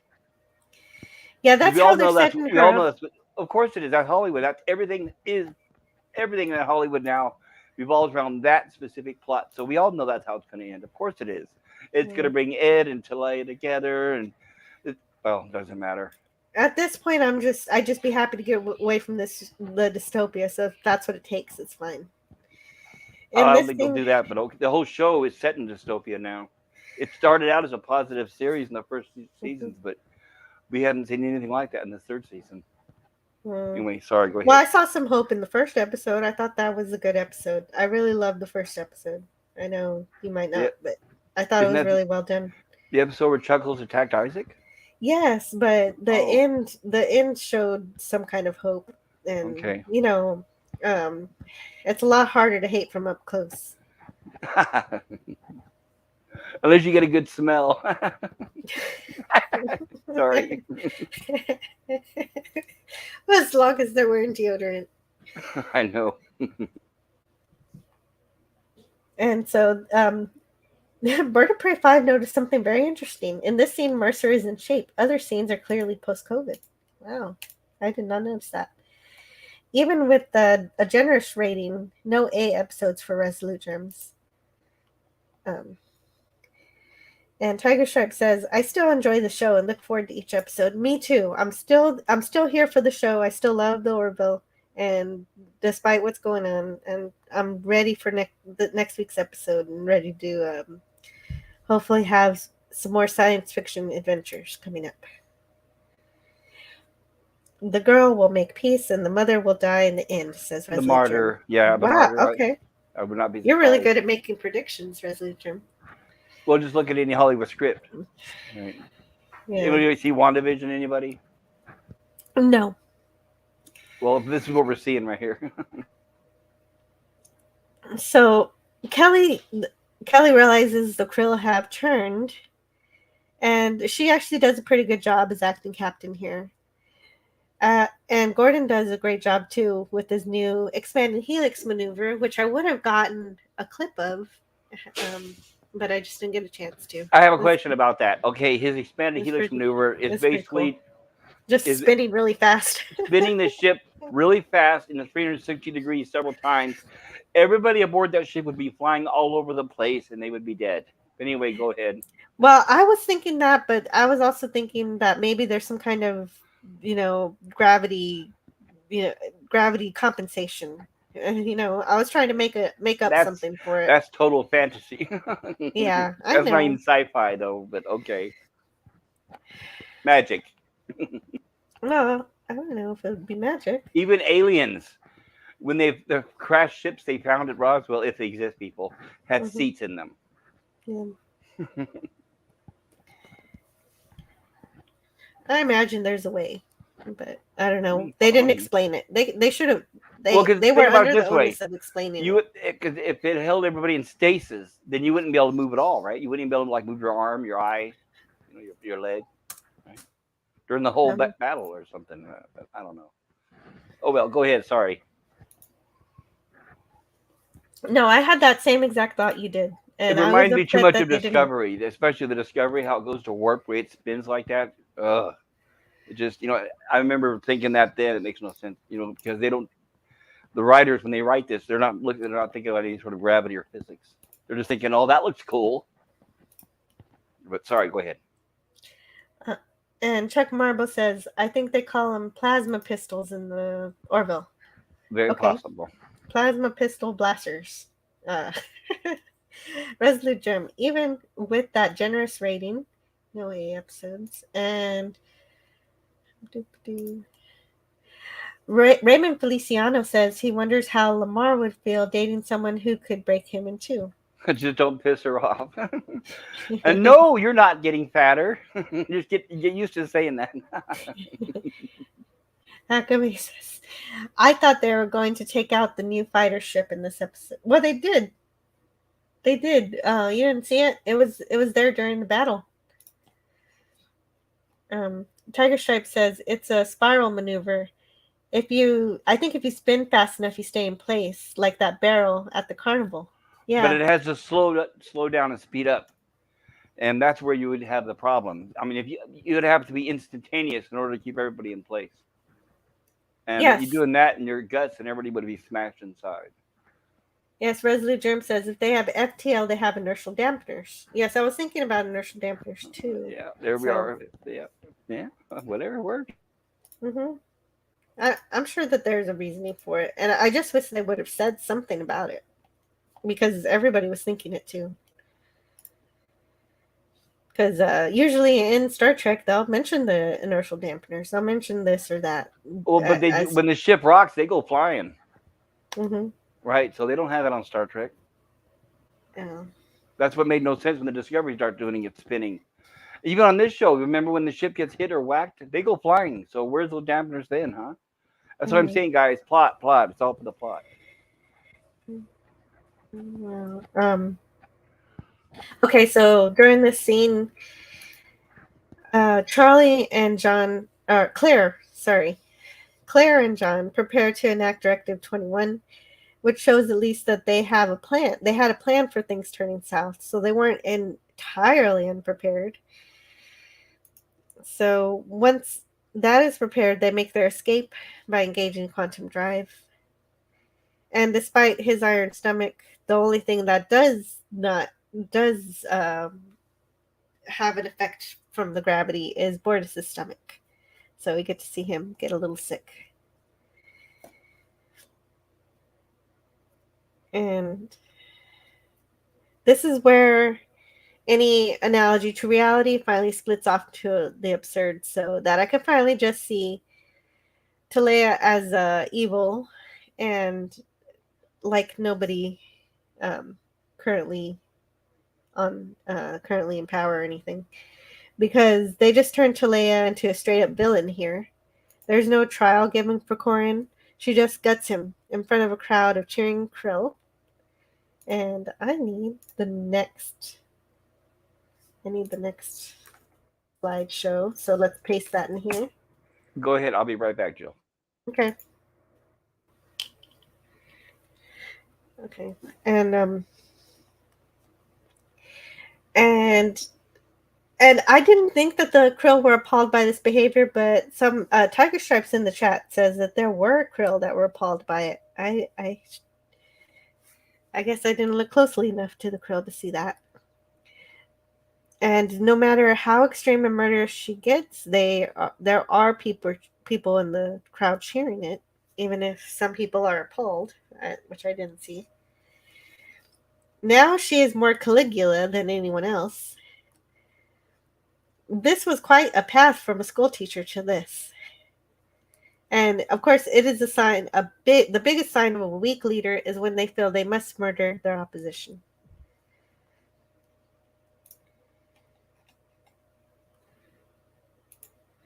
And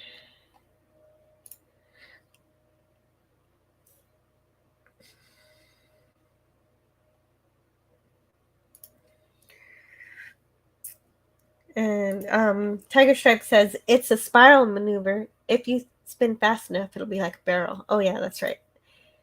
And Chuck Marble says whoever is putting up the graphics might want to slow down a tad.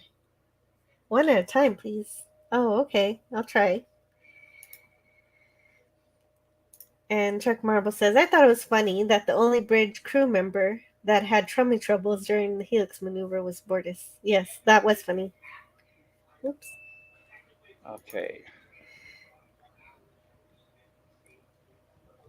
Hey, I was wondering, Pop Culture Curator, can you hear the TV from here?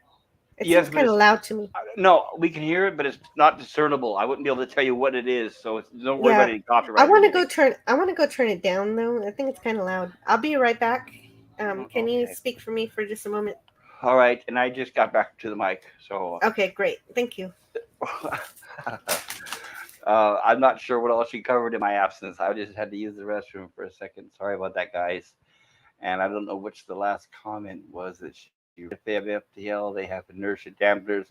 And I was wondering, Resolute, these inertia dampeners, wouldn't they work on the shuttle? I mean, when it shows them going flying through turbulence and doing all those fantastic stunts, wouldn't they all be standing perfectly stiff because the dampeners would be holding them in place? Because we do show them rocking around when the ship is doing those things. So I don't know. It seems like if they had anything like that, they would hold them in place. It would either work or it wouldn't. It didn't seem like it would be sometimes, but I could be wrong. And I have not seen as much Star Trek as a lot of you guys. I'm mostly TOS. But it's just that for me, my mind kind of, when I see physics that just don't really match, it just, I don't know, it's like a sticking point. But I know this is fiction, so, I can give it that. And Dalek says that move Gordon pulled during the battle was just plain silly. So Dalek agrees with you on that one. Resolute Germs says Star Trek only mentioned the dampeners when they are falling. Failing. Well, when they're failing, rather. Yes. Okay. Like the batteries. I thought Taleah's actions were pretty consistent with her religious fervor. She's not a nice person. And they think, and also remember, according to the character of this show, she was a teacher at one point. Good God, what she was teaching those kids, right? That sounds familiar, doesn't it? You're right. A radical leftist teaching children? Well, I wonder where they got that idea. Yeah, she was saying that, the kids were asking, why don't other people who can make spaceships and stuff, why don't they have souls? And she said, well, computers and toasters don't have souls or something like that. I forget what it was.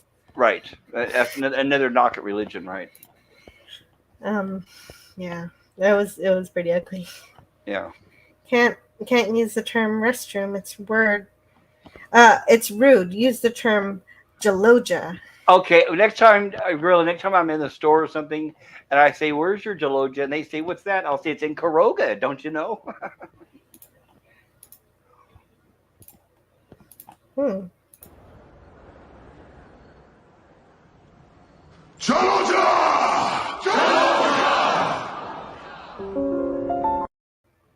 I must admit it's my fault. I did accidentally use that term when I came back to the mic. I will refrain in the future. There, people, please. Yeah, please hold the pitchforks and torches You know what? later. I kind of needed that.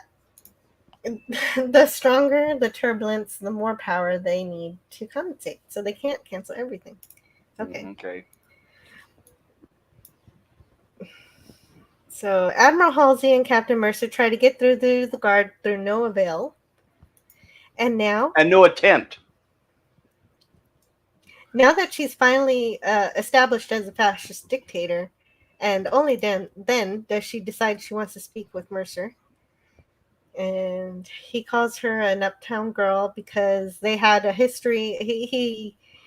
He would show her music, and some of that music was Billy Joel. So I think he that's where gave her that a came Billy from. Joel tape or something when they left. They That's parted right. ways, right? Yes. So that's the reason. Assuming she listened to it, Mm-hmm. Yeah. If she listened to it, then she knows the reference. Yeah. The Krill need Union support to win against the Kalon, but she doesn't understand this. She's going to have to see this for herself. As soon as the Kalon learn that the Krill and the Union aren't working together anymore, they will zero in on one of them. And I know the Union has about 300 worlds, but we don't know how many the Krill have. Does anybody know how many worlds the Krill occupy? I'm not really. I don't know if anybody in the chat knows, please. Oh, yeah, when she made this turn and walked towards the camera, I was like, oh my goodness, this is all my children right here. This is like watching those old 1940s and 50s movies when the woman would turn and walk towards the camera with the person she's talking to behind her. And I'm like, they did not pull this stunt. Oh my God, they did that? Oh, well. Very, very melodramatic, I'll put it that way. And fake. Nobody does that in real life. You go and stare at the wall while you talk to somebody behind you. Oh, and by the way, they really sorely for the set designers and set dressers. These sets are very bland, bleak, and dystopian. There's no any culture. Doesn't matter where they are, what planet. They're going to have part of their culture surrounding them. Mementos. Doesn't matter if it's flowers, things to remember things by. These rooms don't have to be all completely empty with just blocks and cubes for furniture. So they did have one kind of plant. They did have one kind well, of there's a little thing in the window there too, but any culture, whose house do you go over to that looks where it's empty and devoid of everything except furniture and one plant, right? Mm-hmm. But I don't know. It doesn't matter. Go ahead. Sorry. Yeah. No, that's a good point. So since since the Krill and the Union seem about equal to each other in battle, I'd assume that they have about the same amount of colonies, but I don't know for sure. Nonetheless, if the Kalon choose to go after the Krill first, she will quickly see the problem. And despite all her treachery, she'll probably end up seeing reason after all, just out of necessity. But I don't know how many episodes we're going to need to wait for Taleah to reach this conclusion. We'll see, huh? I'm sure we Yeah, will. right. Ed reminds her that only half of the population are at her side. And finally, Ed makes a final plea, which is the best of what he says in this episode. So I wish I had the clip of him saying, there is an old earth verse that describes a traveler who comes upon the ancient ruined statue of an emperor, inscribed with the words, "My name is Ozymandias, King of Kings. Look upon my works, ye mighty, and despair." Only there's nothing left beside it except empty desert. Hubris has a way of coming back to bite you in the ass. And then Ed is just carried away. And that was the one good thing Ed said the whole episode. And And back on the ship, Taleah contacts Commander Grayson, and they have a video catfight. And I didn't copy down the transcript for that, but it was something like, why don't you do what you always do when Ed is gone and run into the arms of another? Right. And she's kind of not wrong. No, she's completely right. And Kelly gets in touch with Union Central to find Admiral Perry. And Admiral Perry says that they are, in fact, in war with krill again. So they send their fleet on a rescue mission for the president. Glad they get to spare him. Mm-hmm. Yeah, because the Kalan are patiently waiting until we're ready for them. Of course, right. I just have to say, when Ed and the Admiral are in that room, I mean, I know it's an old trope and it's an old cliche, but can't they do the old Star Trek trope where one of them tries to distract the other, or distract the guard while one of them doing something, and they, then he hits him in the head or something. That would be great. They're such pacifists. Well, Ed asks for coffee. Maybe he was trying to distract him like that. Maybe there's something nefarious going on there, huh? We can always hope. Yeah. I think maybe he had 2 lumps of sugar instead of 1.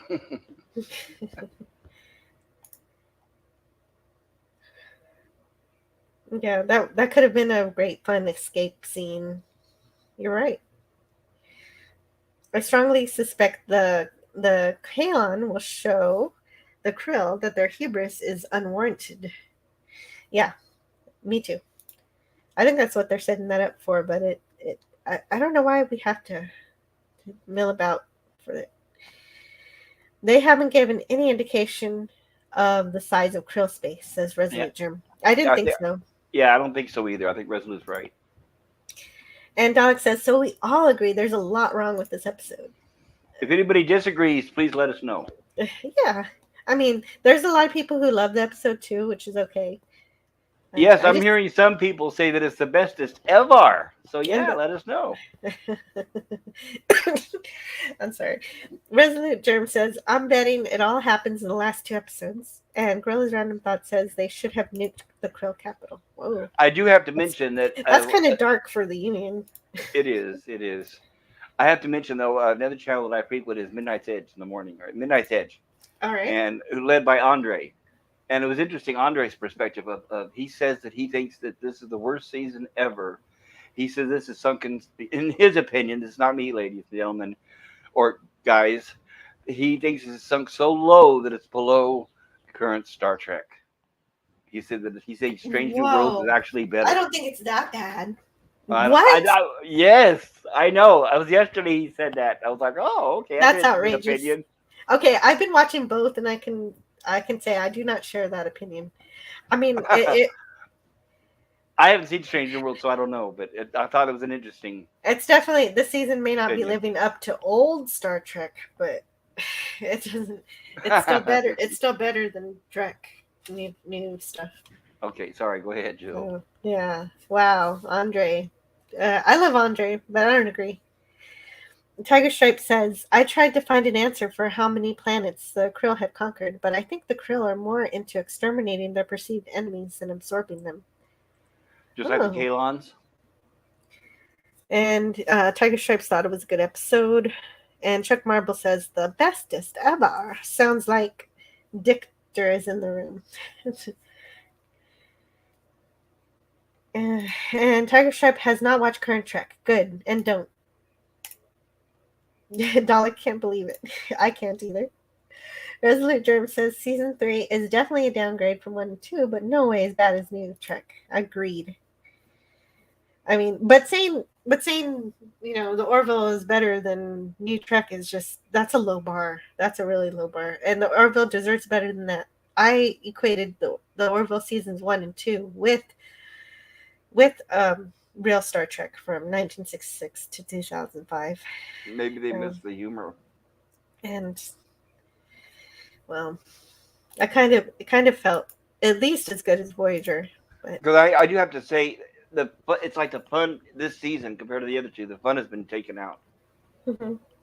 I think that might be part of it. I don't know. I'm just speculating. Well, I mean, that's in this scene right here. This is definitely the fun being taken out of Krill.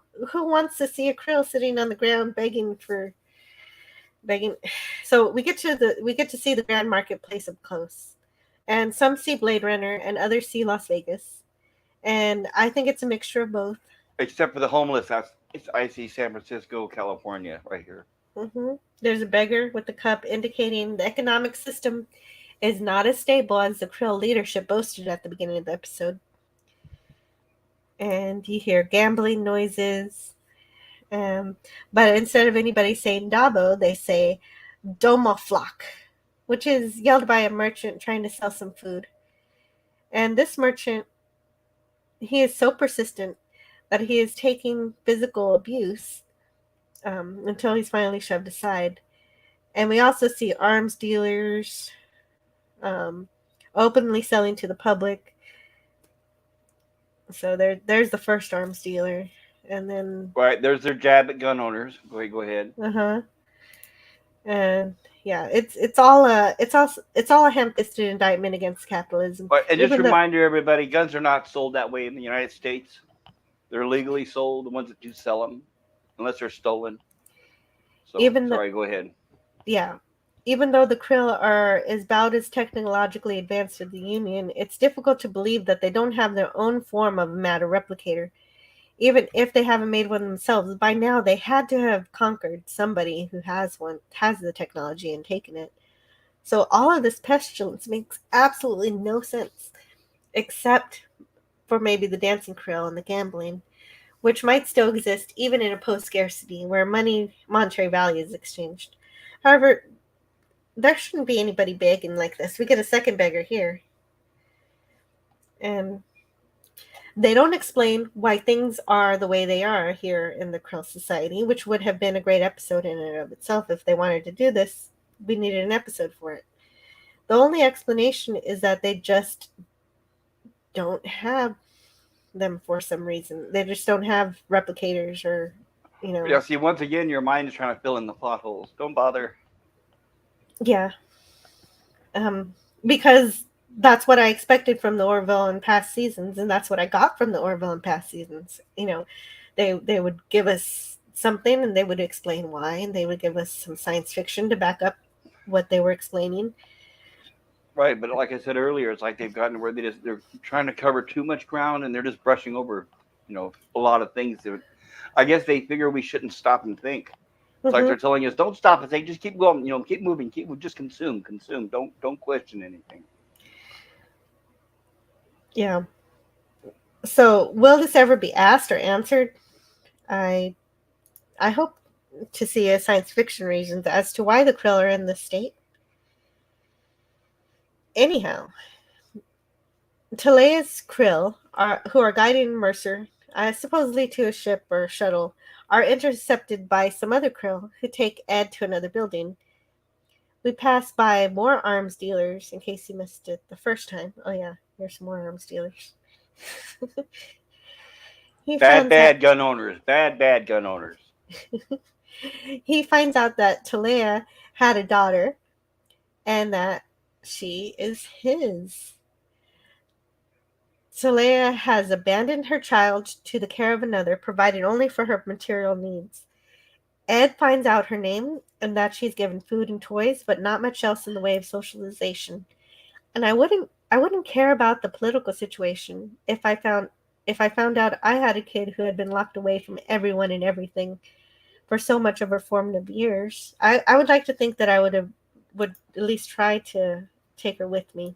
Okay, a statistic that's not my opinion, a statistic that has came out has said and has proven that the children that grew up during the lockdowns are developmentally disabled because of the lack of social interaction with other people. So this is not a healthy thing at all. This is a prison for a child who doesn't even realize they're in a prison. So it's even below an inmate who knows that they're being punished.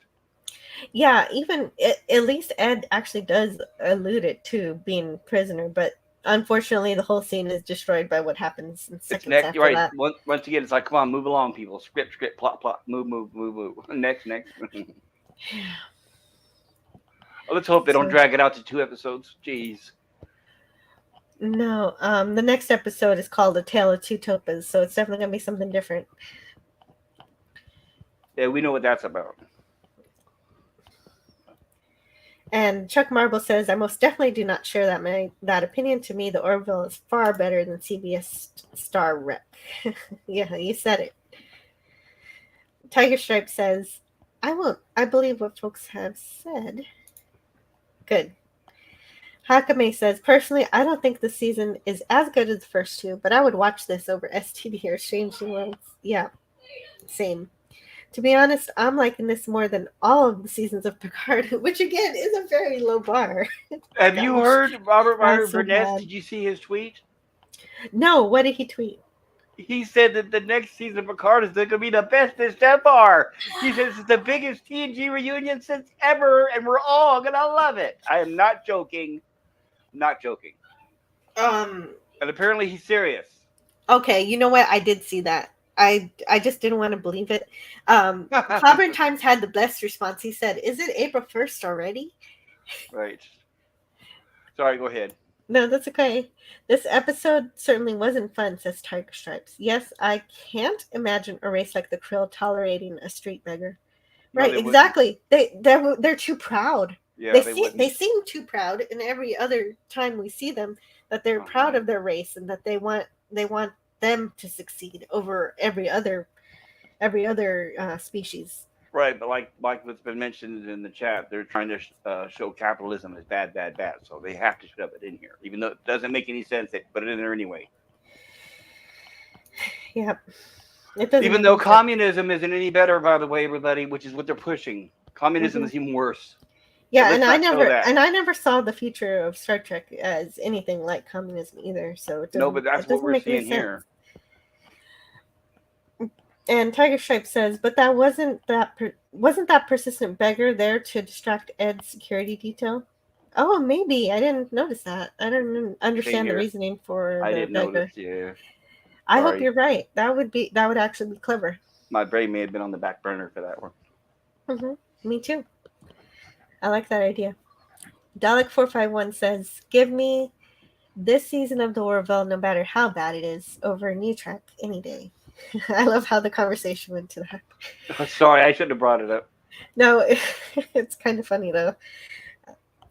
Tiger Stripe says, "Well, Jill is a logical thinker and is doing a critique of this episode. Please don't tell her don't bother." No, I get where he's coming from though. I'm never going to right. bother. I only say that I only say that as a joke because there's so many plot holes you could never cover them all trying to fill in the blanks with your mind. Yeah, and I want to like this show, which is why I mention all of these things, which is why I mention when I see an episode that would have been great. Apart from the politics and Ed's daughter, everything in this episode feels so rushed and badly thought out. Just like you're saying. It's like 20 people sitting around a table throwing in ideas, and they're like, "Well, we got to get this in here. Come on, guys, we only got 60 pages. We got to squeeze this in 60 pages because they say 1 page per each minute, and this is about an hour, depending on how long the episode is." Right.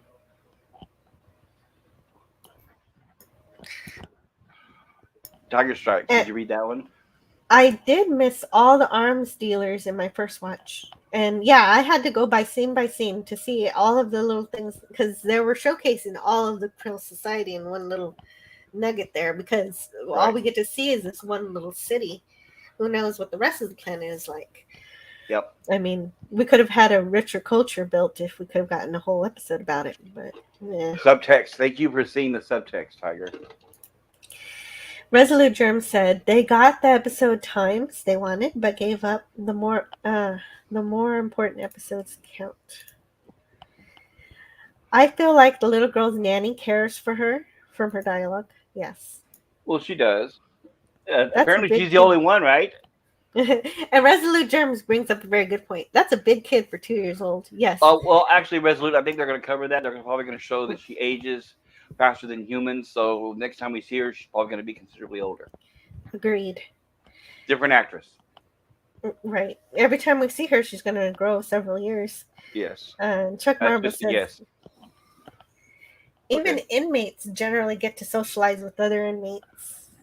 Even on death row, they get 1 day, a couple hours a week, something like that.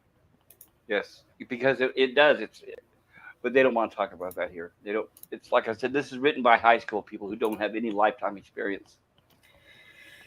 And Tiger Stripe says this episode was 1 hour and 2 minutes, which is much longer than the conventional hour of broadcast Okay, TV. so the script is 62 pages. Everybody. 62 pages. Those extra 2 pages make a difference. One more page would have helped solve a lot of the plot holes. So I didn't really watch many reviews on this, but one review I did watch was on the Clobberin Times channel. Uh-huh.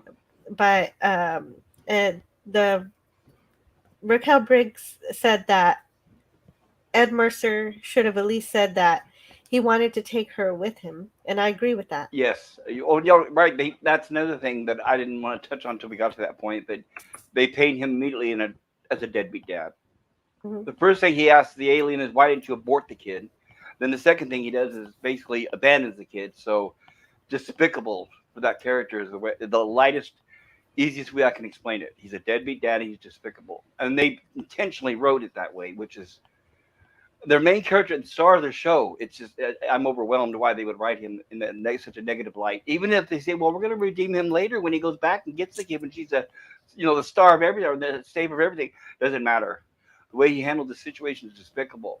That is what upset me more than all the other politics in the episode is the way he handled this situation.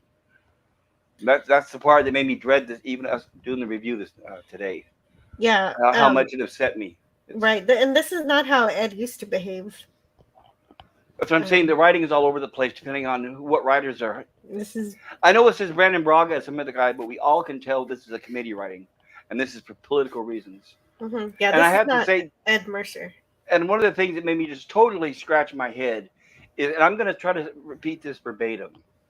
The carekeeper says to Ed, "She does not know about you, and it must stay that way." And Ed says, "Can I talk to her?" And she says, "Yes, sure, go ahead, go walk right in, go ahead."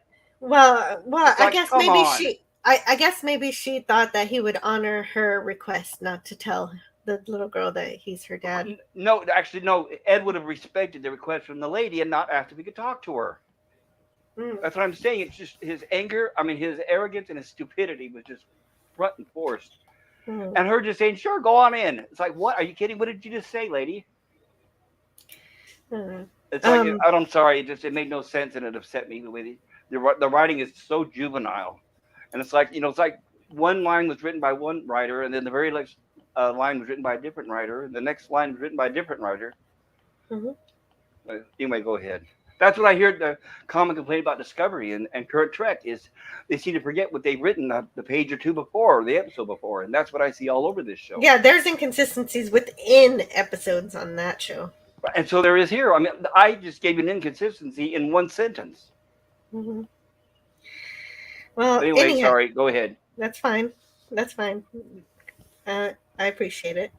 Anyhow, they tell Ed they believe that if he can convince Taleah to reveal her daughter, that enough of her supporters will stay by her. I've got to step away for just a second. Go for it. So this is where he finds out that they had a child. He doesn't find out from Taleah first, but he finds out from this underground. I guess it's the Resistance. If they haven't called them that yet, for a better word, they're probably going to call them the Resistance, who are the underground, and they are harvesting or harboring, and supposedly protecting the daughter of Ed and Taleah, who's living in this prison with in this room. She gets her. You can see she's got a puzzle and ice cream. But it's too bad they didn't really flesh the character out. Ed should have been asking a lot more questions. Mm-hmm. But like I said, that's just my opinion. I don't know. I'm not trying to, like I said, please don't shoot me for my opinions. I'm just trying to give this review from all angles. Yeah, and I appreciate I don't like them. I'm just getting tired of them painting men in bad lights, especially men as bad fathers. That seems to be the current trend in Hollywood. And this show is no exception. Yeah, I expect it from the fake Star Trek, but not from this. Anyhow, they tell Ed they believe that if he can convince Taleah to reveal her daughter, that enough of her supporters will stay by her and see a path of coexistence between the Union and Krill. And that's what Anaya is set up for. But I believe Ed could still do that and take her with him anyway. This is a sharp contrast to the Ed in the episode, Krill, who bravely found a way to save all of the Krill children, even when he had to stop the rest of the Krill to ensure that they didn't use a bomb to kill 100,000 colonists. The Ed from that episode would have taken his daughter to Earth. And instead, Ed goes back to the capital. To confront Taleah, leaving her with a power over her daughter instead. And that just shows that they're both very bad parents. Taleah is confused. Okay, well, we'll wait a minute here since we got a few pictures. Oh, yeah. Someone was asking me to slow down on the pictures. Oh, okay. Because I get through them too quick. Yeah, that's the scene where she tells him, "Go on in, yeah." And even though she's not supposed to know about you at all, go ahead, yeah. Help yourself. And like the kid's never going to ask questions. Yeah. So Ed goes back to the capital to confront Taleah. And Taleah is confused why Ed returned after she freed him as a favor from when he freed her. So he immediately brings up Anaya. And I've been wanting to hear more from the Ankana, so I liked when Ed brought up a passage. What does the Ankana teach? With every child, a new world is born. And that in and of itself is kind of a nice thing. But Taleah reveals that... Yeah, here's another over-the-top scene. Go ahead, Jill. Taleah reveals that Anaya means gently fall in rain. Ed tries to convince her to bring her out of hiding, but she refuses. Then, during this scene, that could have been a really great, wonderful, momentous part of the episode. Instead, the episode veers off and takes a sharp left turn off the cliff into the abyss of a topic everybody has an opinion on, and big surprise there, right? And no amount of arguments will change anybody's opinion on this topic. When Krill parents decide to terminate a pregnancy, their DNA is used to create a simulation of that child in order to inflict guilt, torture, and shame upon their offenders. That's right. I do not want to really even talk about the implications of this episode. No, but I can say this is how much they want to divide the fans and the people watching the show. Occurring. They're going out of their way to offend people at this point, obviously. Yeah, like where did even this facility come up with? This is supposed to be the president's Because you've got people palace. in the writing room. You got people in the writing room who want to push their agenda, and they're saying, "I want to show us punishing people who give abortion to show how evil they are," because this is pro-abortion. This whole episode is pro-abortion. So I guess showing, right. So that once again, it's all about the bad guy Trump. So they're showing that this show, even though we all know in real life, we do not treat people who get abortions like this. We do not do that in any way. They're not ashamed. You have a few radicals that, protest outside Planned Parenthood. That's the extent of it.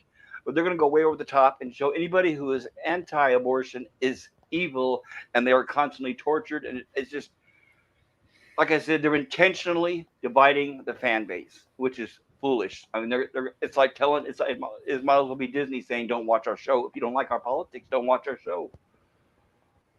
I mean, even if the show doesn't get renewed for this season, the fans aren't going to be there, in my opinion, if it keeps at this pace. The fans are going to lose it even before the series ends. Frankly, I don't really think that bringing this up even serves any purpose. It doesn't. This is a post-scarcity society. It should be like the Union. And such occurrences shouldn't even be a concern except in severe medical cases. And in fact, by this time in the future, an effective and harmless contraception would have been available by 2 men by this era, making Ed, not even have this. This wouldn't even have been a thing. It's just not Right. believable. Well, and it's one-sided. If I can just slightly mention the other side, in our life here in real life on Earth, in this country, the country at least where I'm based, America, the current abortion system, 1% of all abortions are medical reasons, or because something was negative that happened. 99% are selective. I want to make that Okay. clear. Okay, I don't want to do too much into I know, reality. but I wish in they this wouldn't stream. make us talk about this. That's the problem. Yeah. Yeah, I don't want to get too much into reality, but I understand your perspective. And this has less to do with any science fiction. This has less to do with showing us our future and more to do with showing us our present. It's more political propaganda aligned with current affairs, having nothing to do with science fiction allegory, even though they do cover it with a science fiction based punishment. And telling us what we should think. And at least the rest of the politics in this episode could be explained away as world building. This does nothing for anyone except tell us how the writers tweet with all the subtlety as a hit on the head with a sledgehammer. Thank you. Even though I won't tell you my opinion on this matter, you can very clearly tell which side the writers of this show are on, with no given subtlety or care for balance. I am hoping that Anaya helps the krill and the Union find coexistence very soon so that we can get away from all of this needless dystopia. So there's that. Anyway, let's see what's happening in the chat. I have to say that was well handled, Jill. That was a tough one. Thank you. You're welcome. I had a hard time writing that. Sorry, you handled it way better than I could. So thank you. I had to mute because I can't remain as calm as you. So I give you credit. Seriously. Well, see, my opinion on the matter doesn't matter. It shouldn't matter. This is a science fiction show. We're supposed to be enjoying. Right. We should not be talking about this. We should be having fun. It's like, I don't know. You know, we shouldn't have to. That's just it. We should be talking about look how cool that episode was. And if they want to do that, make a whole episode about it. You know, if they want to be that brave about it, just go ahead and do a whole thing about it, and just be honest. You know, I don't know. Right. Well, it's not that I want to see that. I don't want to see that. Honest, like Disney. That's what I'm saying, you guys. You notice this is the first season where this show is owned by Disney. You guys see any difference between this season and the first two at all, or is it just me?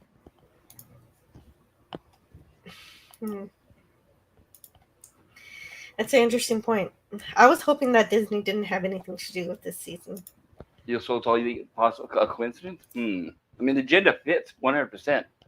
It's like cookie cutter, right? I mean, we might as well be watching WandaVision. Anyway, go ahead. Sorry. I didn't see WandaVision, so I can't see the parallels there. But I haven't either. I just saw the reviews. I just checked out the reviews. But Tiger Stripe says, but isn't it possible that Ed didn't want to take the child with him? That's exactly what it was. Yeah, that's what he says. And that's even worse. Yes, that's what we're saying. That's what's upsetting is he didn't care. Dalek like an afterthought. Mm-hmm. Yeah, right. It was an afterthought at the end of the episode. Oh, now that I think about it, I miss him. Yeah, and then Kelly gives that little smirk, like, "Oh yeah, oh, I hated that smirk. Oh my god, you know what I'm talking about, Jill?" Yeah, and then yeah, we'll get there. The only good part of this, I don't know if I captured it or not. The only good part of this, says Dalek, are the visuals of the Krill City. Yes, I love the visuals of the Krill City. Yes, I agree. From a distance, and the chase sequence near the end. Yes, I love the last 10 minutes are great. The last 10 minutes of this episode are reminiscent of the older Orville. Everything else was stupid or annoying, says Dalek. Taking the krill to a Broadway show of Annie. Seriously, that was so cringe. Yes, thank you.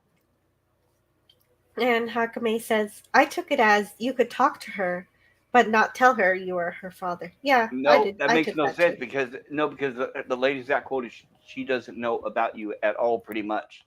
So even introducing you is going to obviously jeopardize that. So it still does not make sense. He'd have no reason to introduce himself, especially if he doesn't even want to keep her in the first place. So it just didn't make sense. Dalek says, oh wait, I forgot about the part with Isaac in the Western Tavern. That was funny. Yes, that tavern scene was an example of what this episode could have been. Right, little breath of fresh air in the episode. Tiger Stripe says, this episode was written by Seth MacFarlane, Brandon Braga, and Andrei Barmanis. Braga and Barmanis are seasoned science fiction writers. They're also Star Trek writers. They wrote for Star Trek. But I don't know if it was just written by them. I don't know that this is what they would create. And we don't I'm starting know. to question that. Right, we don't know if there could have been more writers who are not getting credit, and they're also, you got to remember that they can influence or told what to do. That's always possible. It is possible. I don't have any proof of that, but it's possible. No, Tiger so I'm just Stripe saying says- that there's a very clear change between this season and the first two. That's all I'm saying. It's true. It's okay for characters to have character flaws. In fact, it can be important for the bigger arc. Yes, yeah, usually flaws would be fine, but flaws is perfect. It makes them more believable, and usually they resolve it. Flaws will be fine, but Taleah is just a straight up villain, so I don't know what they're going to do with that. And Chuckles is a straight up whatever, right? Chauvinist. Resolute Germs says, "I really like this technology." Oh, the DNA extraction simulation.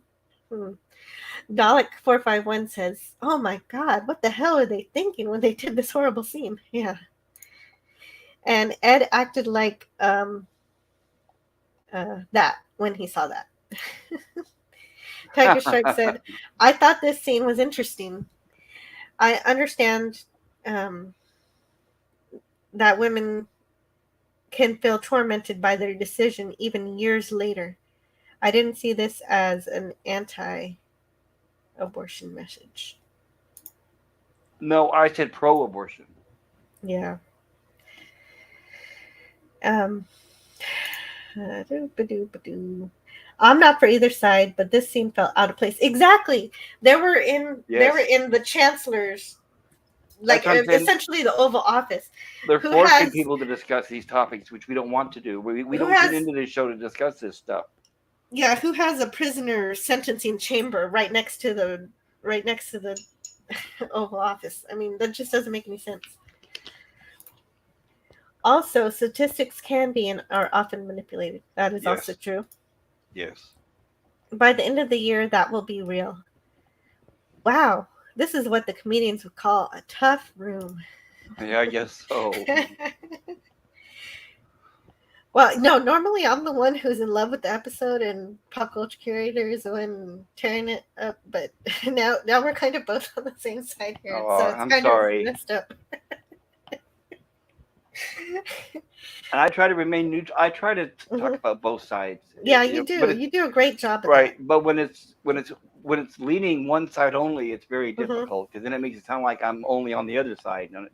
Yeah, try to tip the boat back, make it level, and it's hard to do that without looking like you're trying to tip it over. Yeah, I know. That's why I kind of wanted somebody on here who loves this episode, because it wasn't me this time. But I don't hate it either. Maybe that's why nobody wants to get on their panel. They don't want to be part of the cannon fodder. I know, right? Tiger Stripe has to go now. I'll swing by later in case you're all still talking. Good review. Thank you, Tiger Stripes. I've only got a few more minutes, and I will be enjoying the rest of this episode. Yeah, everybody. Jill's got about 10 minutes, so we got to wrap this up soon. Yeah.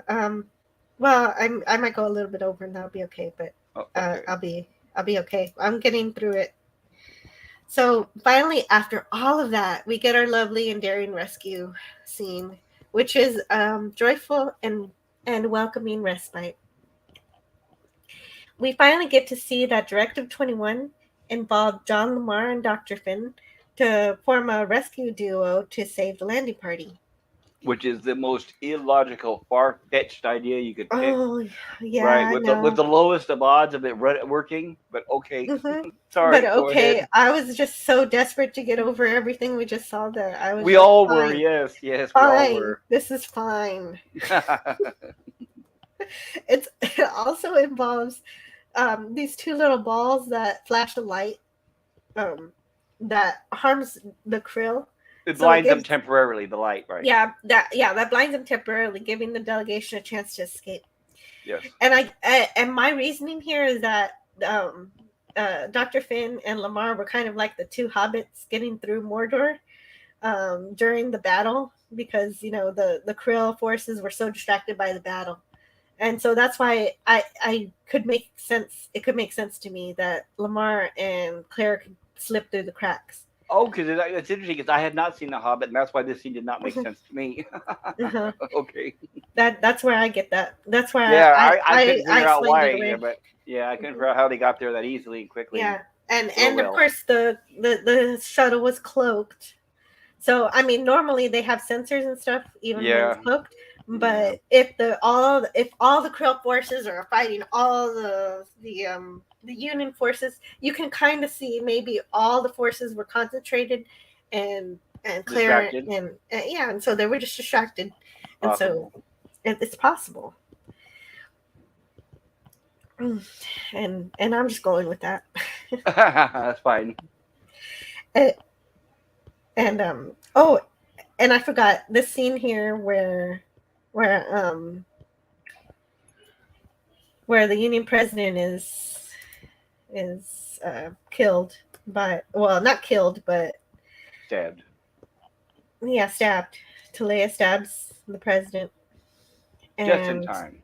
And these little balls of light blind him, and unfortunately, Taleah did not know how to kill this particular species. So the president of the Union does survive. We don't know what he is. So they find the cloaked shuttle and make it back to the Orville, and the fleet retreats to Earth. And I didn't have much dialogue for the battle here. They just have an escape scene. It's all a bunch. See, I wanted to have a clip of some of this, but I didn't get to get clips this time. Oh, there's the seats. Oh yeah, the seats are back. They reinstalled the seats. I'm glad they had time for that during that battle. That's wonderful. Mm-hmm. Well, I mean, Lamar did it when he brought the seats with him. I don't know. Yeah, you never know when you need those.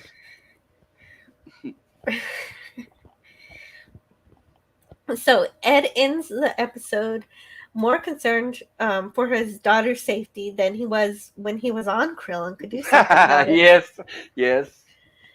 He knows Taleah is unstable and capable of anything, and that concern leads him sensibly to conclude that this isn't the right time to reveal Anaya. But, anyway. And part of this scene says, Kelly says, it's almost like yesterday was one life and today is another, and everything is different on this side of time. And that's part of what I believe, that we're in a different timeline. Aside from the realities of the moving to Hulu and Disney, they are in a different timeline as shown through the new name, New Horizons. New shuttles, uniforms, refit, including a flashback to Earth, where soldiers during Identity had these new uniforms too. The reason we know it's a new timeline also is because of the rules of time travel that I come to understand thanks to Captain Cockney Spock. So you think they're in a completely different timeline? Oh, absolutely, no doubt. When Kelly goes back in time to ensure that the memory wipe takes place so that she will date Ed, so that he will end up commanding the Orville again. But just the act of going back in time creates a different timeline. Have they said that or anywhere they pointed that out? No. Or is that just a theory? This is just a theory. Oh, okay. But I think it's true that it is created from young Kelly's dimension, from the episode Tomorrow. So what do you think happened to the original? We're just not there. Ultimately, okay. The road not coexist? Taken. Yeah. There's another universe where it is still the road not taken, where they just the other universe is just in that. And it's still a comedy. Yeah, right. So, that explains the comedy too. It gives us the it's like mirror. It's like mirror almost. Yeah, the comedy episodes are still in the Road Not Taken universe, but it's also a dystopia. So now the comedy is in a Star Wars universe. So who knows if they get what happens there? I don't know. Well, thank you. That helps me a little bit. and um and we get the new final timeline in The Road Not Taken, where the Union Utopia is put back on track when Kelly goes back and gets her memory wiped correctly, and from that point forward, we get New Horizons. All of our heroes are in an optimistic universe again, but with little differences, like no carpet on the bridge and a beautiful astrometrics lab. And Ed and Kelly decide to have breakfast together, and that's the episode.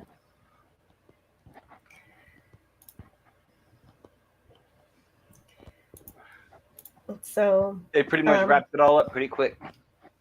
yep. Take care, Tiger Stripes, says Hakame. Yeah, and so do I. Take care, Tiger.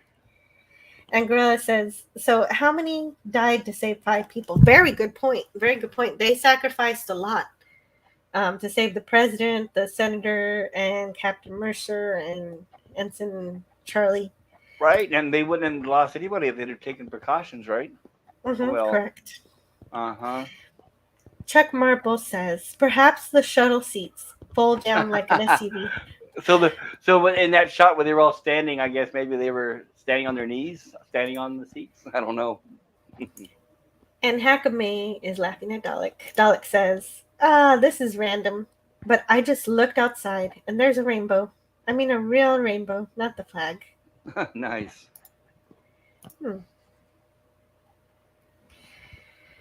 So,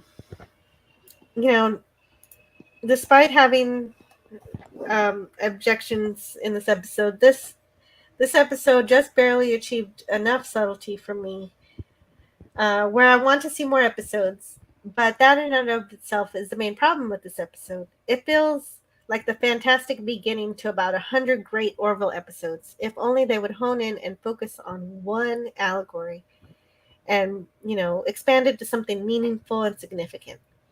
As it stands, this is a surface view of several different ideas converging onto the main goal of expanding and building the Krill universe.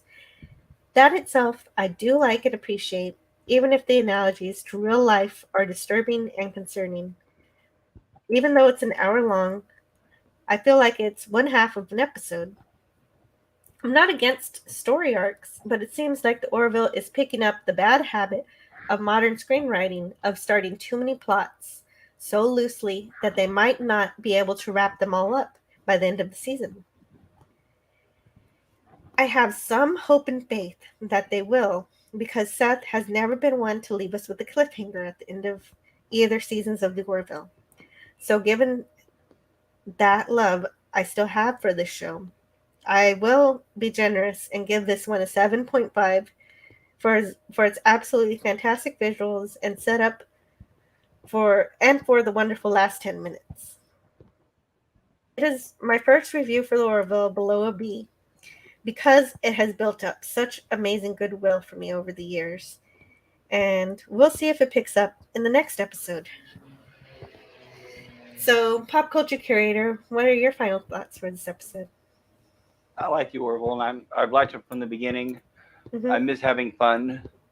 I don't like being preached at. I don't like when Hollywood is telling us what we should think. And it just seems like they're really forcing that really heavily in this season. I know they had a little bit in the first 2 seasons, but it just seems very dire and thick now. I mean, their agenda, they're wearing it on their sleeves ahead of the script, which I find sad. I miss the Orville.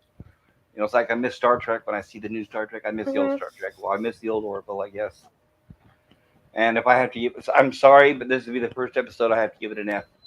Even though that's not on the scale, I have to get an F. That's why I didn't answer the poll, because there's no F on the poll. That was my mistake. I meant to. No, it's not your mistake. There's only 4 slots. Well, no. Usually I put from F minus to D plus as the last one. And it was a mistake that I didn't do that this time. And I'm only doing that because I don't think they should try to divide people. They shouldn't have people. We should not be squirming. We should not be having to talk about things that we're not comfortable with. That is not up to a company to tell us to talk about these things. It's up to us to decide when we want to talk about these things. Right. So, yeah, definitely an F. If it would go lower, I would. It's just too bad. It's really sad. Mhm. I don't think it should be handled this way. They shouldn't be so divisive. I And I don't agree. know why they chose this path. Sorry, go ahead, Joe. And I also appreciate anyone out there who did enjoy this episode, and I hope And that we move on the right track for the I next hope we one. didn't. Yeah, and I hope I didn't offend anybody watching this. Anybody listening? If you're listening, Mhm. I hope I didn't offend anybody. I'm just trying to be honest. Yes, thank you for being honest today. And Gorilla's random thought says, and depending on the president of it, was worth it. I'm not sure about that sentence. Raymond Feliciano says, it has potential. Just keep the corporation's dirty paws from storytelling. Too Yes, late. I agree. Too late. You can see them all over this. Too late. And Resolute Germs says, this episode was at best a D. And I only Okay. gave it, and Dalek only gives this episode a C. So that's Okay. about my rating too. Okay. I'm kind of nice with this C plus. Okay. So yeah. Well, I do honestly. I know we're going to see the kid again. That's the reason yeah, why right. at the end, when Kelly and Mercer are standing on the balcony, that's why she specifically did not say the line, "Don't worry, you'll see her again someday." Yeah. He said, I don't know if I'll ever see her again, but we know we will. Right? She would have said that, right? But she didn't. Mhm. Either that, you got to remember, there's supposedly a romantic, or at least there used to be some sort of romantic link between Kelly and Ed. So is she jealous? You know, that's why I was worried about that smirk that she gave him. Yeah, and is she jealous? She also invited him out for breakfast, like Mm-hmm. as if what Taleahs said to her earlier had actually resonated with her. Possible. Mm-hmm. And also remember, guys, in the chat to subscribe to Dalek451 Absolutely. and King Sorry Dolphin TV. Sorry you couldn't join us, Dalek. Maybe next week. Yeah, maybe next time. I so hope next week will be a fun time and we'll be Yeah, laughing right. and rollicking on how enjoyable it was. And let's keep our fingers We crossed. definitely need at least one of those, right? Please, yeah, I'm begging for it. Yes. Sub two No Sub two politics. Gorilla's random thoughts. Oh, you haven't seen the preview yet. Oh, Gorilla's random thoughts has a score for us. I give it an F plus. If I wanted that much lopsided politics, I'll go to Twitter. This is supposed to be my state. Thank you. Yeah, but same opinion. And by the way, that reminds me. It's like this episode was written on Twitter. Mm-hmm. And Hakame gave this episode a B minus. But hoping it gets better. Me too. You can always I have keep hope too. hope. Right. Same here. I always keep out hope. Hopefully. That is great. It is good to have hope, especially for a show that's supposed to be hopeful. Raymond says ferrets invade King Dolphin TV tomorrow. Oh, that's nice. exciting. I've always wanted to have a ferret, but they're illegal here where I live. Mm-hmm. Unfortunately, for no reason. Right? They're just harmless little rodents. They are. They're very harmless, right? It's California, and they're not smart. I'll put it that way. But you can get them. People do have them. They have to sneak them over the border. Right, and you just got to keep them. You just got to keep them secret. Right, but the pet stores here actually sell ferret food, so it's not a secret. And hello in the chat to Mark D with the C. Hello, Mark D with the C. He's lurking while he's at work. Lots of problems with the one-sided politics. Yes, agreed. Yeah. Good show last night on Klobby's channel, Mark D. I just love this show too much to score it too low, but if it keeps doing it, then that might end up having to happen. And like I said before, if you're going to deal with politics, show both sides. When you show only one, and it's the same one every single time, like I said, you're dividing the audience, and that's not a wise decision. But of course, like Hollywood and like Disney, it's worth it to them. They don't care who they think they despise the fans, right? We all know that. Mm-hmm. What? Oh, Hollywood does, but the Orville creators don't seem to. Disney, and Disney is the owner of the Orville. Yeah, but Tom Constantino, John Kaser. We can always hope, but like I said, we see a big, and the actors seem to like us. I agree, but like I said, we have seen a big shift in the way this season is compared to the first two, for some reason. I mean, also, I've been able to play Orville clips without getting claims, and I've heard there's That's a certain because, amount of seconds. I could be wrong. yeah, and I've been very careful with those seconds, Okay. but I've gotten dinged from CBS just for a few seconds before, so Gee, for so Star it's Trek, yeah for Star Trek, like and it's the worth it. Orville is the Orville creators are much more generous. Well, it So wouldn't be the Orville I creators. checked. It'd be whatever company owns the show. I Yeah, don't think it'd right. be up to the creators. I don't know. Yeah. I just like to believe that there's still some goodwill out there with the creators and the Right, fans. but when you get flagged, it's by CBS. It's not by Kurtzman and Company, right? Hmm. So Right. yeah. Mark D with the C says, when issues are handled well, it makes the audience think about both sides, like the episode about a girl. Exactly. Good Yeah. point. Yeah, would be nice. Hmm. And here's some. I also had some pictures. I didn't talk about this last scene here. It's just Taleah looking at her daughter. Okay. Whatever. As an afterthought again. Yeah, right. A Like, real mother would be like, "No, I want my baby. I want my child." But oh well. Mm-hmm. Yeah. So here's a close up of the alien makeup here of the president. Bruce Boxleitner. Mm-hmm. Good makeup. I like it. It's interesting, different. And Raymond says, I enjoyed it too, ignoring the ham-handed politics. It was a well-written episode. There you go, Raymond. And so let's look at our poll here. We had 19 votes in the poll, which is pretty good for my show. And so I think maybe I can end it so we can see the results. Oh, hit the like, everybody. If you enjoyed the stream, please tune in next week. Mm-hmm. We'll have a frolicking good time, I promise. Yeah, right. Oh, and here is the guy underneath the makeup, younger, obviously, from the 90s. Yes, that's the way I recognized him. But that looks like a BS9 suit maybe that he's wearing. Yeah, this is from Babylon 5. That's it, Battlestar. Babylon. I get the names mixed up, yes. Yeah, Babylon 5, right. Well, Babylon 5 was 90s anyway, right? Right, correct. Okay, yeah, okay, that makes sense. Yeah. The blue hair, the blue guy's hair creeps me out. His hair? Yeah, okay. Wonder how he combs it. Yeah, right. I don't know.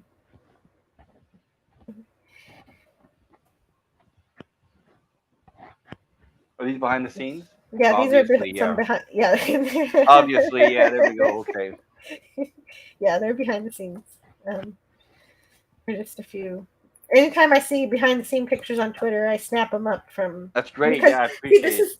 I really appreciate that the creators are sharing these. This is the weird divide that this season seems to have. There seems to be some creators that like the fans and want to share things with the fans. Yeah, and thank you for showing. This is where they're doing the cloud duplication. Mm-hmm. That's why they're behind a blue screen or in front of a blue screen. They're doing the cloud duplication. Okay, good. I just like that one. That was cute. Because no matter what's going on with the Orville, I think Tom Constantino is a great guy. Yeah, he seems very nice. I like the way he engages with the people on Twitter. Me too. To an extent. He doesn't like complaints. I have to say that. Well, who wants to hear bad things? Yeah. Well, I like criticism from both sides. I do too. Something. Yeah, if I was creating art, I'd like all criticism. Yeah, this was a high-res version of Isaac here. It was requested and he provided, Tom. And there's Jaylee. Jaylee and his krill. His krill enjoying it. Yeah, he's enjoying it. Well, yeah, I guess he's, it's kind of fun when you always play a human. You don't ever get to be in a costume, so it's kind of fun. That's right, yeah. Mm-hmm. Well, these days they've got it down to an art where they don't have to really spend a lot of time in the makeup chair too, so it's not so in suffering like it used to be in the old days. Yeah. Okay, so with 19 votes, I'm going to end the poll here. All right. And we get fairly high results for this episode. So overall, we get 52 people give it an A range, 31% give it a B range, and 15% give it a C range. So that's all over the map, but No D's.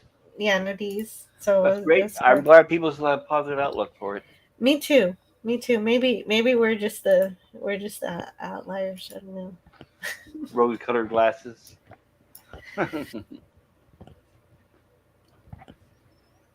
Gorilla's having trouble here apparently. Oh, that's okay. It's too late. Your score's in. It's too late, official. Gorilla. It's official now. I can't ignore anything. Yep, sorry. You have to go back to the back of the line. You know. Anyway. Rose cutter glasses. What? Rose-colored glasses. Okay, so Pop Culture Curator, I couldn't be more grateful for you joining me because I know this show wouldn't be as great without you. So please tell us again about your channel. Your Ray Bradbury stream is coming up when? Yes, everybody, I have a Ray Bradbury stream coming up today. Shortly, I will advertise. I know Gorilla wants me to have it in about 2 hours. So Yeah. possibly around then sounds good. I guess I try to pick when people are available. I can do it anytime today, but I try to make it my schedule flexible. I wish there was a way of doing a poll where I could ask people when they're available, but that doesn't seem to be possible. No, because they only allow a community tab when you have 500 subscribers. So how can you get 500 subscribers if you can't engage with your subscribers? It's like a catch-22. Yeah, I just need another 460 to go, I guess. I guess you could ask the question on Twitter. You could do a poll there. No, that's possible, right? And then my 2 subs will answer back, hopefully, right? Right. And so then you just do whatever they say. I'll do whatever they say, right? Yeah, you got 2 people that see your poll, but then they direct it. And hopefully they're not bots. Right. And Jill, by the way, it doesn't matter how the episode is, how I feel, or how I think the politics are. You make it enjoyable. I want to really thank you for that. Thank you so much. You do I always feel better after you and I review this than I do before we review it. So I have to say that. Thank you. Yeah, I agree completely. I was almost a little bit down before this episode review, and now I feel a lot better. So I have some hope. Same here. It really disturbed me. That's all I was thinking about it all day. I wasn't sure how we were going to do it. I wish they wouldn't make us talk about these things. It'd be nice, you know. Same. You just have fun. Yeah, and if they want to, you know, be honest about it. I want more deep dive, more balanced approach where you can't tell. You shouldn't be able to tell what the show wants you to think. Well, it's like another franchise has been taken over. We lost Star Trek and Star Wars to the same politics, and we're seeing it before our very eyes with this one. Right. Like Robert Meyer Burnett says, they should show you what to think about, not what to think. Exactly right. But when they have an agenda, that's not how they think. Yeah. So it's not that we're afraid to look at, you know, difficult societal issues. It's just that the way it's presented is very one-sided, like we were saying, and it's not balanced. We don't think that, right. We don't think that the viewers of the show should be divided, and we don't like to see fans within YouTube divided, because we see people arguing about these topics on YouTube and Twitter, and that's sad. That's exactly what these big corporations want, which is negative and it's poison. Right. And Resolute Germs says 2 hours sounds good. The pain meds will have kicked in by then. That's the only way to survive my shows. No, Ray Bradbury Theater. That's pretty good. I like those stories. They're just little creepy horror stories. They're cute.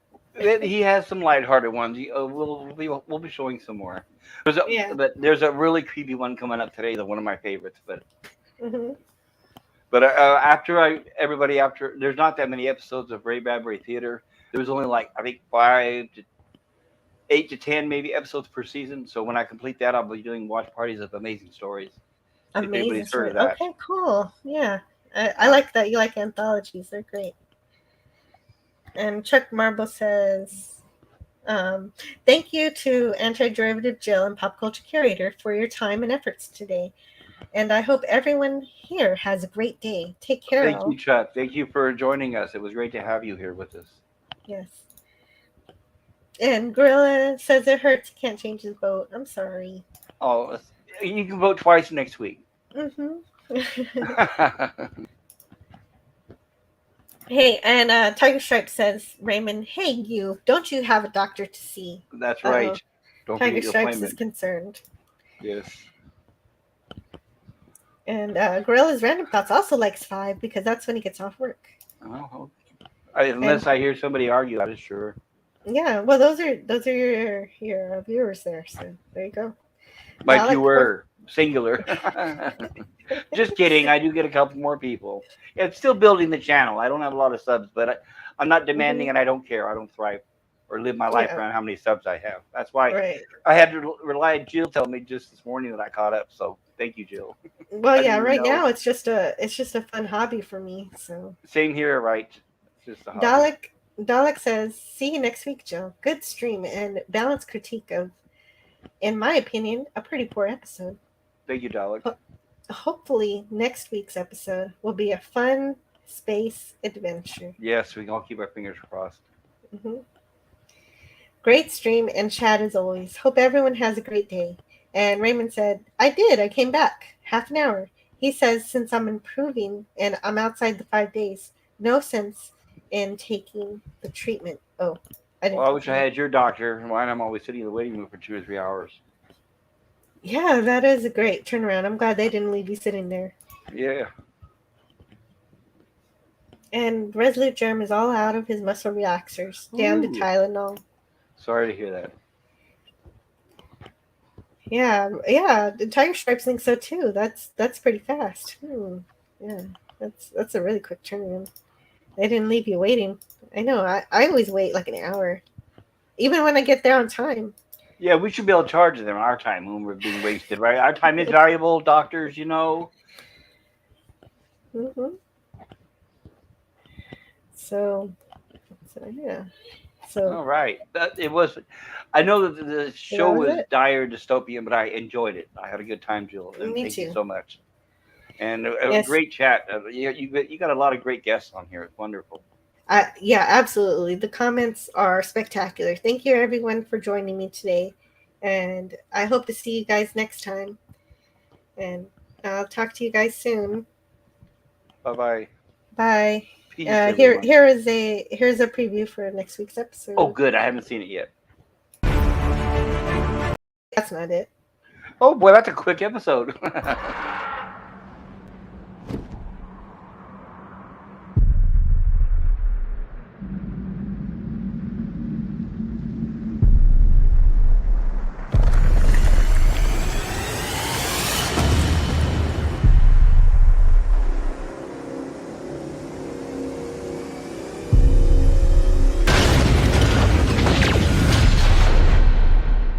Myself clear. Yes, sir.